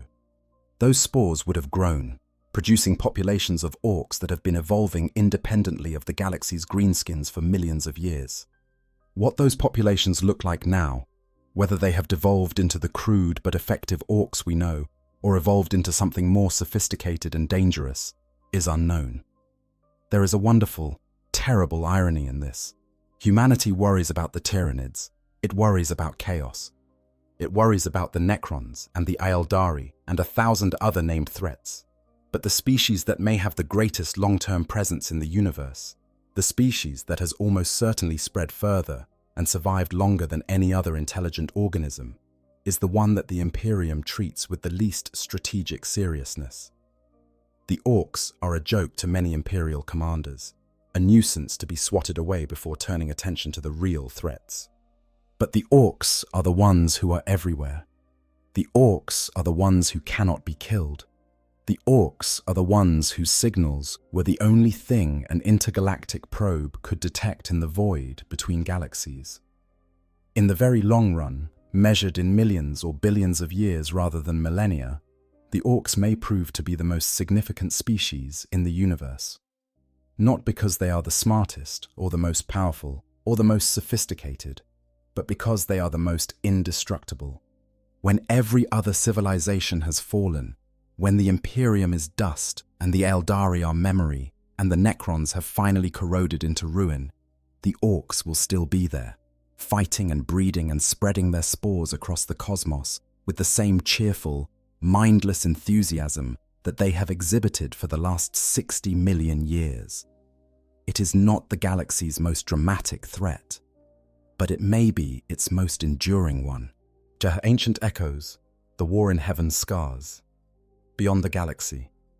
To truly understand why the galaxy's borders are so dangerous, why the halo stars and the ghoul stars and the intergalactic void contain such terrors, we need to go back, far back, past the age of the Imperium, past the age of strife, past the fall of the Aeldari, past even the dark age of technology and the rise of human civilization. We need to go back 60 million years, to the most devastating conflict the galaxy has ever known, and the War in Heaven. This was not a war in the way that humans understand the word. It was not fought over territory or ideology or resources. It was fought over the fundamental nature of reality itself, and the forces involved were so powerful and so destructive that the scars they left on the universe have not healed in 60 million years and may never heal at all.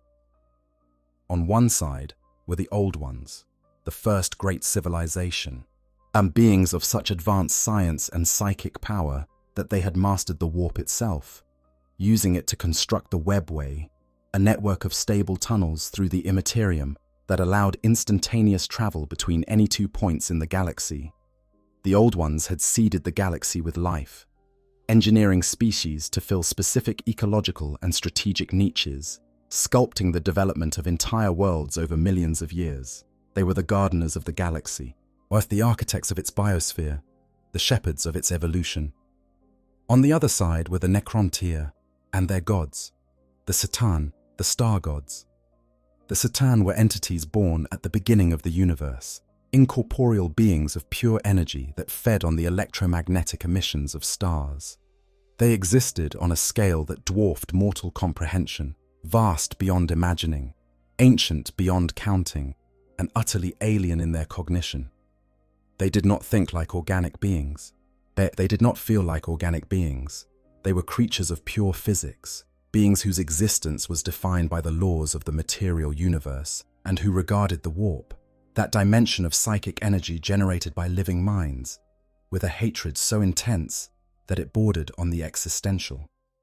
The war between these two camps lasted for millions of years and consumed entire sectors of the galaxy. Stars were extinguished, planets were shattered. The fabric of space-time itself was torn and rewritten by weapons of such unthinkable power that their effects are still visible today in the form of warp storms, reality fractures, and regions of space where the normal laws of physics simply do not apply. But the most lasting consequence of the war in heaven was what it did to the warp. Before the war, the Imperium was a calm, if mysterious, dimension. It existed as a mirror of the material universe. It's a psychic echo of reality that was influenced by the emotions and thoughts of living beings, but was not, in itself, hostile or chaotic. The Old Ones used it as a tool, navigating its currents and building their webway through its substance with the confidence of engineers working with well-understood materials. The war in heaven changed all that. The psychic anguish of billions of dying creatures, the cosmic trauma of entire species being exterminated, the sheer volume of pain and hatred and fear generated by a conflict of such incomprehensible scale, all of it poured into the warp, like blood pouring into a clear pool. The Imperium was corrupted, transformed from a calm psychic ocean into a roiling hellscape of predatory entities and chaotic energies. The enslavers, terrible warp-dwelling organisms that could dominate the minds of psychers and use them as living gateways into the material universe. Church were among the first of these entities to emerge. Others followed, drawn by the psychic pollution of the war, growing stronger and more numerous as the conflict continued. The realm of chaos, the nightmarish dimension of warp storms and demonic legions that plagues the galaxy in the 41st millennium, is a direct consequence of the war in heaven. The chaos gods themselves, Horn and Sench, and Nurgle and Slanesh, are the crystallized essence of the emotions that were poured into the warp during that ancient conflict and the millennia of suffering that followed. Every demon that has ever stepped into the material universe, every Chaos Space Marine that has ever raised his bolter against his brothers, every cultist that has ever whispered a prayer to the dark gods, they are all, in a very real sense, echoes of the war in heaven, as aftershocks of a conflict that ended 60 million years ago, but whose consequences will never stop reverberating. And here is the thing that connects the war in heaven to the question of what lies beyond the galaxy. The Old Ones did not limit their activities to the Milky Way. They possessed an intergalactic webway, a network that connected not just the worlds within the galaxy, but reached out to other galaxies as well. The full extent of this network is unknown, but its existence implies that the Old Ones were active on an intergalactic scale, seeding life and building infrastructure across multiple galaxies. If the Old Ones had an intergalactic presence, it is reasonable to assume that the Cetan did as well.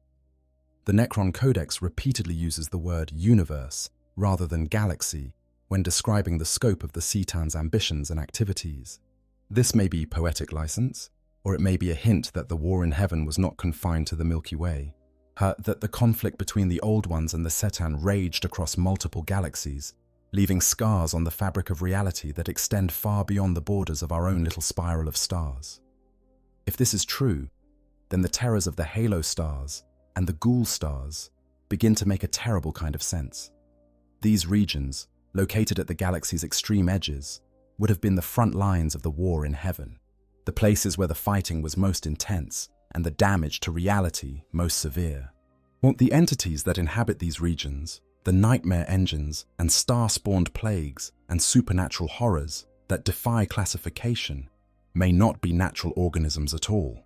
They may be the remnants of weapons deployed during that ancient conflict, the leftover munitions of a war fought with tools that could reshape reality itself. Or they may be entities that were created or released by the damage the war inflicted on the fabric of space-time.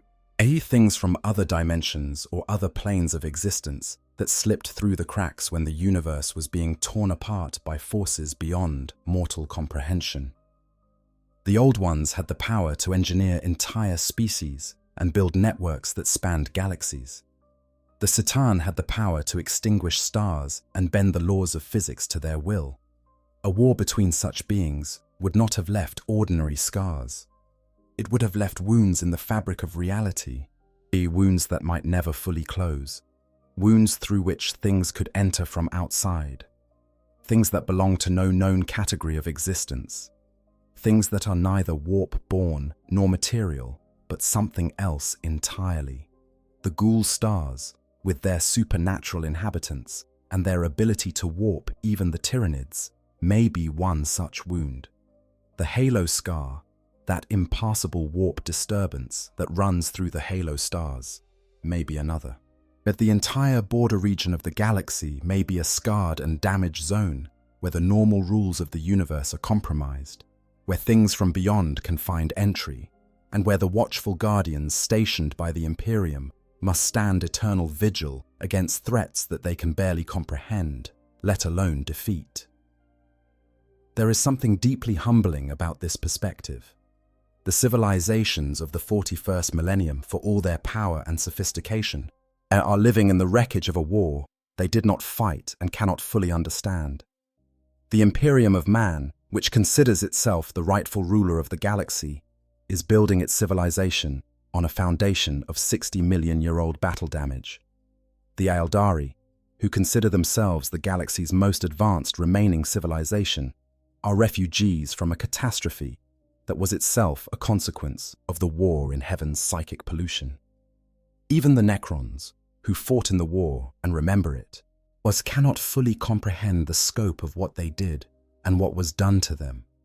The weapons used in the war in heaven were not weapons in any sense that a 41st millennium mind could understand.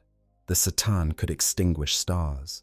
They could manipulate the fundamental forces of physics. They possessed science so advanced that it was indistinguishable from the power of gods. The Old Ones could engineer entire species, manipulate the warp on a galactic scale, and build transportation networks that bridge not just star systems, but potentially galaxies. When such beings go to war, the collateral damage is not measured in cities destroyed or armies annihilated. It is measured in stars extinguished, dimensions fractured, and the fundamental laws of physics permanently altered in the affected regions.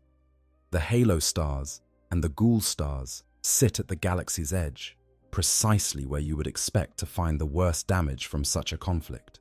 At the outer reaches of the galaxy, far from the core where the densest populations lived, would have been the battlegrounds, the no man's land, where the worst weapons were deployed with the least concern for collateral damage.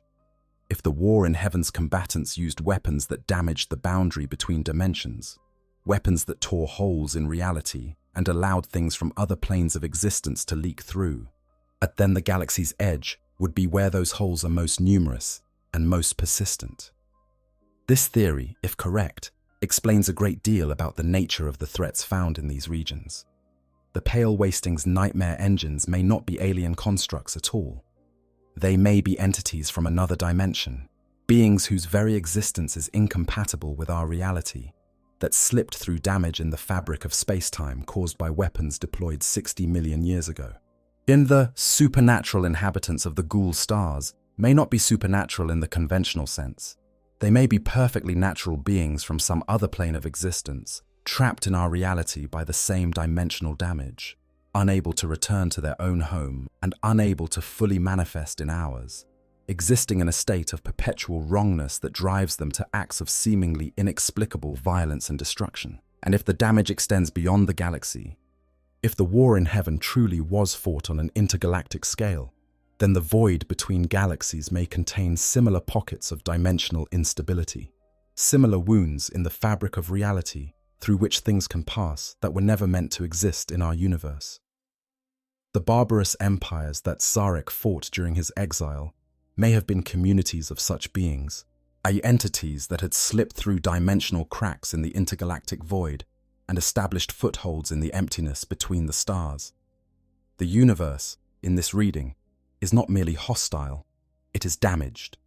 It is a broken thing, a house with cracks in the walls through which the cold gets in, a ship with holes in the hull through which the water seeps, and the entities that exploit those cracks and holes, the things that press against the damaged spots and try to force their way through, are not invaders in the traditional sense. They are more like water finding its level or cold air filling a warm room. They are the inevitable consequence of the damage that has been done, and they will continue to press inward for as long as the damage persists, which may be forever. What else might be out there? Theories and terrors unnamed.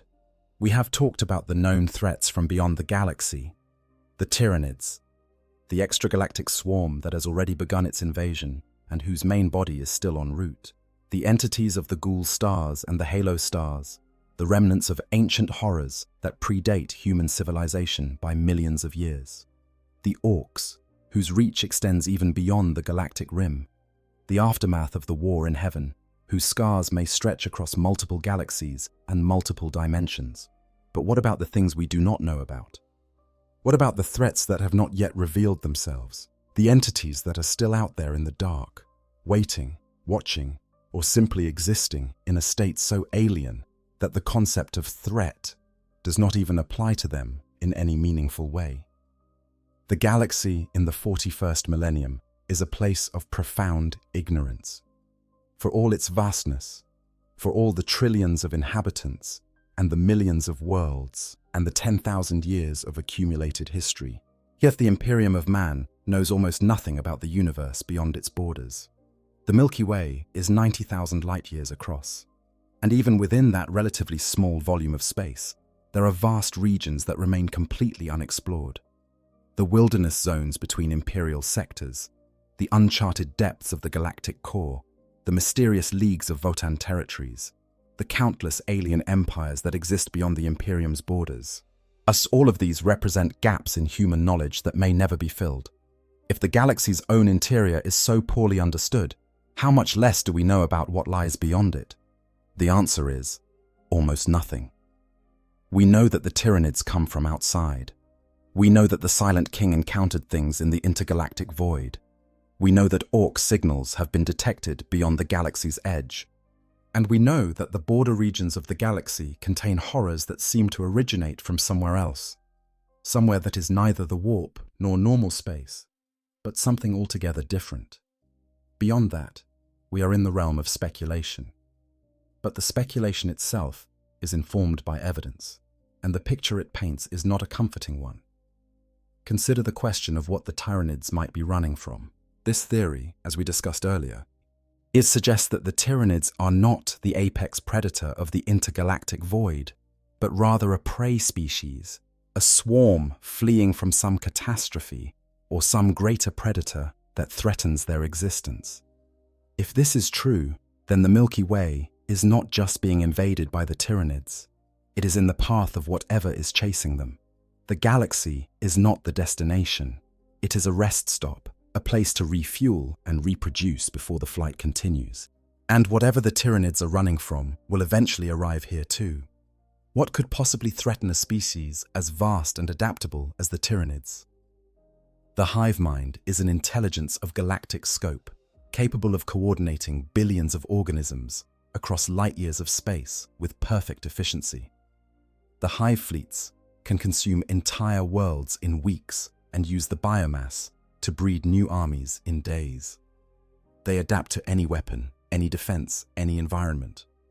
They have already demonstrated the ability to survive the intergalactic void, to cross millions of light years of empty space in a state of hibernation and emerge at the other end ready to fight.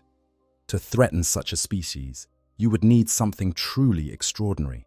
Something that does not merely match the Tyranids in scale and adaptability, but exceeds them.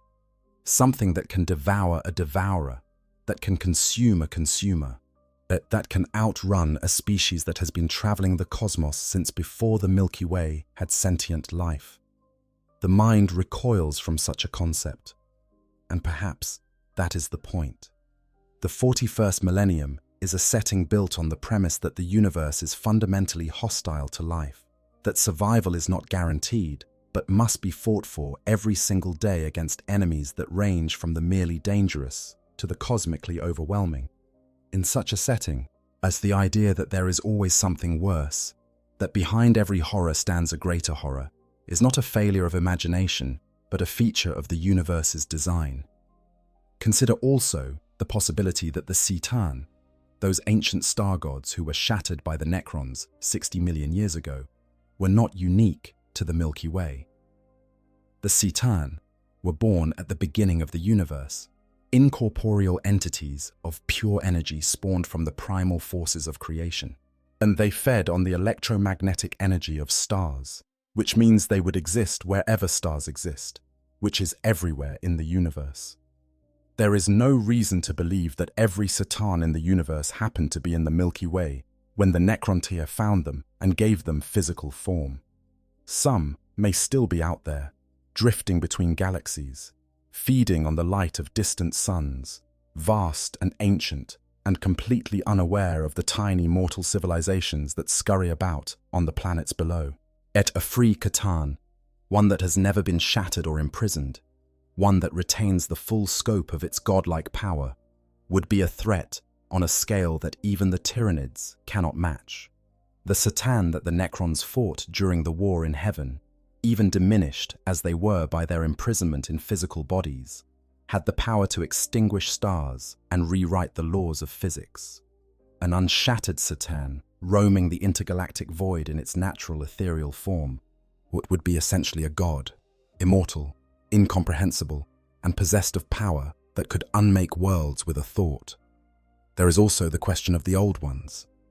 The greatest mystery surrounding this ancient species is not what they did, which is well documented in the records of the Necrons and the Aeldari, but what happened to them. The conventional narrative holds that the Old Ones were destroyed during the war in heaven, wiped out by the combined assault of the Necrons, the Citan, and the warp entities that their own creations had inadvertently unleashed.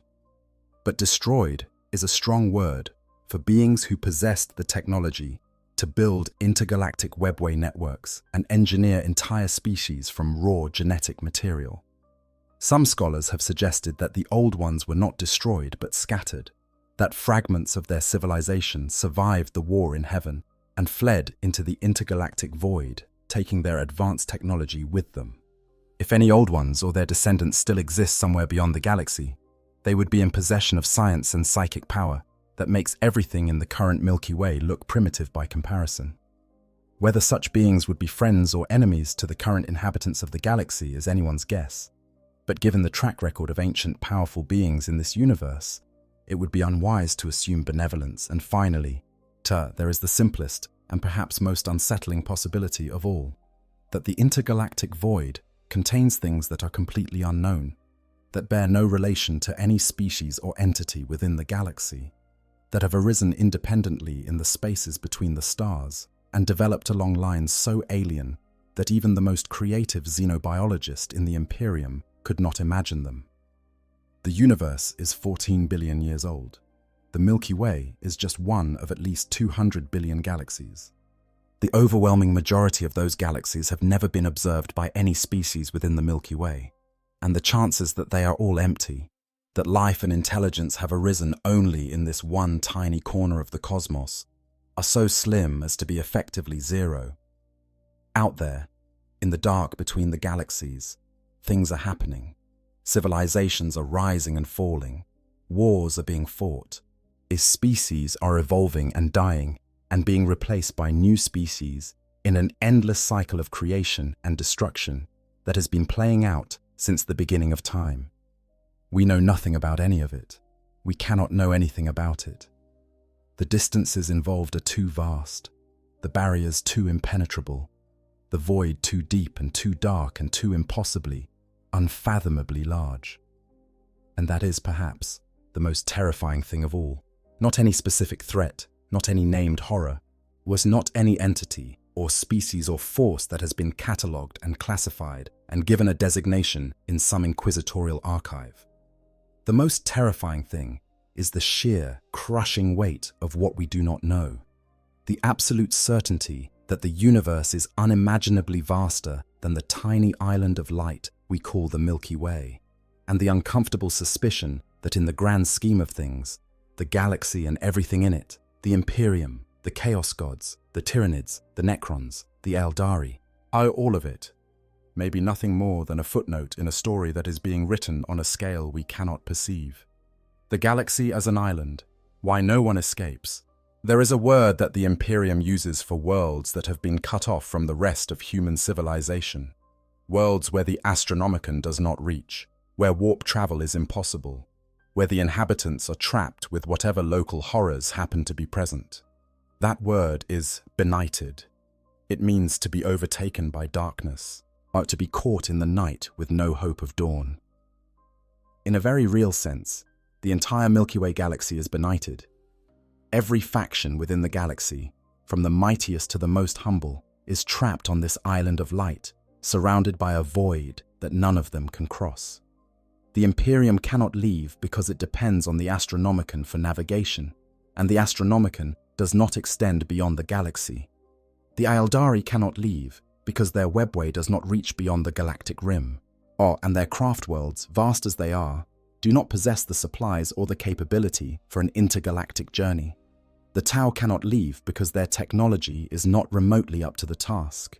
Even the Chaos Gods, for all their terrible power, are bound to the galaxy because the warp is generated by the living beings within it, and without those living minds to sustain them, the Chaos Gods would diminish and perhaps cease to exist entirely. Only the Necrons and the Tyranids can operate in the intergalactic void, and even they have limitations. The Necrons' interstellar travel technology, while independent of the warp, requires the presence of stars to navigate by and energy sources to sustain their vessels.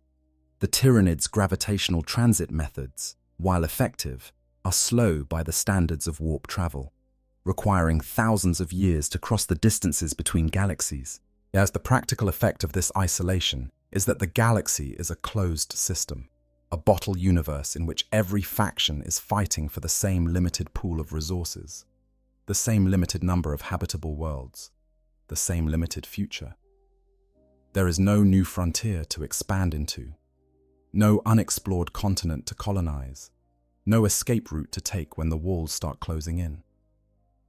Every conflict within the galaxy is, in the end, a zero-sum game. What one faction gains, another must lose. And the things outside the galaxy are pressing in. The Tyranids are coming, and they will not stop until they have consumed everything. The entities of the Ghoul stars and the Halo stars are stirring, probing the galaxy's defenses with raids and incursions that grow more frequent and more severe with each passing century. The Orc presence beyond the galaxy means that even if the greenskins within the Milky Way were somehow eliminated, more would eventually arrive from outside. And whatever else is out there, whatever unknown civilizations and entities and forces exist in the intergalactic void, they are under no obligation to remain unknown forever. The galaxy is an island in a hostile sea. The inhabitants of that island are too busy fighting each other to build a boat, and even if they could build one, the sea is too vast and too dangerous to cross. They are trapped here, all of them, fighting and dying over the same contested ground, while the tide rises slowly around them and the sharks circle ever closer. This is the fundamental tragedy of the 41st millennium. Not that there is war, not that there is suffering, but that there is nowhere else to go. The galaxy is all there is, and the galaxy is not enough. It was never enough. It was always just a stopping point, a temporary shelter between the void that lies behind and the void that lies ahead. And the things in that void, the things that have always been there, the things that are coming, the things that are already here, they do not care about the petty wars and the grand alliances and the 10,000 years of human civilization that have been built within these borders. They care only about what they have always cared about: feeding, growing, consuming, and moving on. In the grim darkness of the far future, there is only war. But beyond the borders of that war, in the silence between the galaxies, there is something worse than war. There is hunger, there is patience, and there is the slow, terrible certainty that the walls of the cage are closing in, and that sooner or later they will break. The darkness between stars. So what have we learned tonight? What picture emerges when you step back and look at all the evidence, all the lore, all the fragmentary reports and classified archives and billion-year-old ruins? We have learned that the galaxy is not alone. It was never alone. The intergalactic void, that immense emptiness that separates the Milky Way from its nearest neighbors, is not a barrier, but a medium, a dark ocean across which things travel, slowly but inevitably, drawn by the faint glow of life that emanates from the spiral arms. We have learned that a single moment of desperate heroism during the Horus Heresy, the overloading of the Pharos device on Sotha, sent a signal screaming into the void that alerted the most dangerous predator the universe has ever produced to the existence of the Milky Way. That signal, born from an act of sacrifice, became a dinner bell, and the dinner guests are still arriving 10,000 years later. We have learned that the Tyranids, the Great Devourer, are not merely another alien species to be catalogued and counted. They are an extragalactic force of nature, a hunger-given form. And the hive fleets that have already attacked the galaxy are merely the vanguard of a swarm so vast that the Imperium's own strategists have calculated that mobilization increases of 500% would be needed merely to slow its advance. Not to stop it, not to defeat it, just to slow it down. We have learned that the silent king of the Necrons, a being who has existed for over 60 million years and who possesses technology that makes the Imperium look like a Stone Age tribe, he traveled the intergalactic void for millions of years and found it so threatening that he abandoned his self-imposed exile and rushed back to the galaxy to prepare for war. The things he encountered out there, the barbarous empires he trampled, and the realms of horror he soothed, remain largely undescribed, but their mere existence tells us that the void is not empty.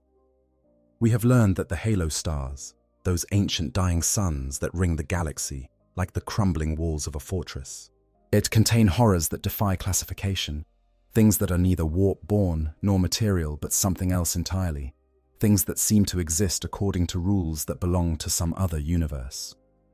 We have learned about the ghoul stars and the pale wasting, about star-spawned plagues and nightmare engines, and a threat so devastating that 11 Space Marine chapters were annihilated trying to stop it, and so classified that the Inquisition has spent millennia trying to erase the records of its existence. We have learned that the orcs, those cheerful, green-skinned engines of destruction, have been detected beyond the galaxy's borders, suggesting that the most numerous and resilient species in the Milky Way has already spread to the intergalactic void and possibly to other galaxies. And we have learned that the war in heaven, as that ancient conflict between the Old Ones and the Satan that reshaped reality itself 60 million years ago, may have left scars that extend far beyond the galaxy, wounds in the fabric of space-time through which things can enter from outside, things that have no name and no classification and no place in any known taxonomy of cosmic threats. The galaxy, in the 41st millennium, is a besieged fortress. Its walls are the halo stars, ancient and crumbling. Its defenders are the battered remnants of 100 different civilizations, each one fighting its own wars and nursing its own grudges, barely able to coordinate against the threats within the galaxy, let alone the threats pressing in from outside. And the enemies beyond the walls are not an army that can be met in battle and defeated. They are an ocean, rising slowly, inexorably, without passion or malice or any emotion that a human mind could recognize, and simply consuming everything in their path, because that is what oceans do. The inhabitants of the Milky Way have always believed that the greatest threats to their existence come from within, from chaos, with its corrupting influence and its legions of demons, from the orc hordes with their endless numbers and their insatiable appetite for war, from the Eldari with their ancient grudges and their terrifying psychic power, from the Necrons, from the with their awakening tomb worlds and their galaxy-spanning ambitions. But the truth is that the greatest threats to the galaxy have always come from outside, from the void, from the darkness between the stars, from the immense, unknowable spaces where the light of the Astronomicon does not reach and the warp itself grows thin and still and silent. In those spaces, things are moving, things are waking up, things are coming closer, and the galaxy, which with all its wars and all its heroes and all its 10,000 years of blood and fire and defiance, may not be enough to stop them. That is the truth of the 41st millennium. That is the secret that the Inquisition tries to hide, that the Space Marine chapters do not speak of, that the lords of the Imperium dare not acknowledge. The galaxy is not the universe. It is not even a significant fraction of the universe. It is a single candle burning in an infinite night. And the things that circle in that night, drawn by its warmth and its light and the scent of the living things clustered around its flame, are patient, and they are hungry, and they have been waiting for a very long time. Sleep well tonight, and try not to think about what might be out there in the dark, beyond the last star, beyond the last light, in the cold and silent void where nothing should exist, but something does. Something vast, something ancient, something hungry. And it knows we are here. Let that thought settle for a moment. Let it find its place in the quiet of your mind. Because in all the noise and fury of the 41st millennium, in all the thunder of bolter fire and the screaming of chainswords and the prayers whispered to a God who may or may not still be listening, it is easy to forget the silence beyond the last star, the silence between the galaxies, the silence that has existed since before the Milky Way was born and will exist long after it has died. That silence is not empty. We know this now. We know it with the certainty of species that have looked into the dark and seen the dark looking back. The pharaohs screamed into that silence 10,000 years ago, and something answered. The silent king wandered that silence for millions of years, and he found things that terrified even him. The Tyranids crossed that silence in their billions, driven by a hunger so profound that it transcends biology and approaches something almost spiritual, if a creature without a soul can be said to have a spiritual dimension. The galaxy stands at the edge of an abyss. It has always stood at that edge. The difference now is that the inhabitants of the galaxy are beginning to understand just how deep the abyss goes. And in the grim darkness of the far future, understanding does not bring comfort. It brings only a clearer picture of the danger, a sharper awareness of the stakes, a more precise calculation of just how narrow the margin of survival truly is. But there is something else that understanding brings, something that the law of this universe, for all its darkness, never entirely extinguishes. It brings the knowledge that even in the face of threats beyond comprehension, even standing on the edge of an abyss that stretches to infinity, the galaxy's inhabitants continue to fight. They continue to build. What they continue to dream and hope and sacrifice and endure, not because they believe they can win, but because the alternative is to lie down in the dark and let the silence take them. And that, in the end, is what separates the living from the void. The void does not fight. The void does not dream. The void simply exists, vast and patient and indifferent. But the galaxy, for all its flaws, for all its cruelty and its ignorance and its 10,000 years of unending war, is alive. It burns. It rages. It refuses to go quietly. Maybe that is enough. Maybe, in a universe this vast and this hostile, the simple act of continuing to exist, of refusing to be consumed, of lighting one more candle in an infinite darkness, is the most profound act of defiance that any living thing can commit. Or maybe it is not enough. Maybe the darkness will win in the end. Maybe the Tyranids will consume everything, or the entities of the ghoul stars will break free, or something from beyond the void that no one has ever seen or named will descend upon the galaxy and end everything in a single, incomprehensible instant. We do not know, and that is the final, inescapable truth of the 41st millennium. We do not know what is out there. We do not know what is coming. We only know that the darkness is vast and the light is small, and the things that move in the spaces between the stars have been patient for a very, very long time. If you enjoyed this journey to the edge of everything, please do take a moment to like the video and subscribe to the channel. Your support helps us keep exploring the darkest corners of the galaxy and beyond. Until next time, stay safe out there among the stars. The Emperor protects. But out there, beyond the light of the Astronomicon, in the spaces between the galaxies, you are on your own. I hope you guys enjoyed the story. Make sure to hit the subscribe, like, share button, whatever you want. Give me some feedback if there's any. And yeah, sleep well.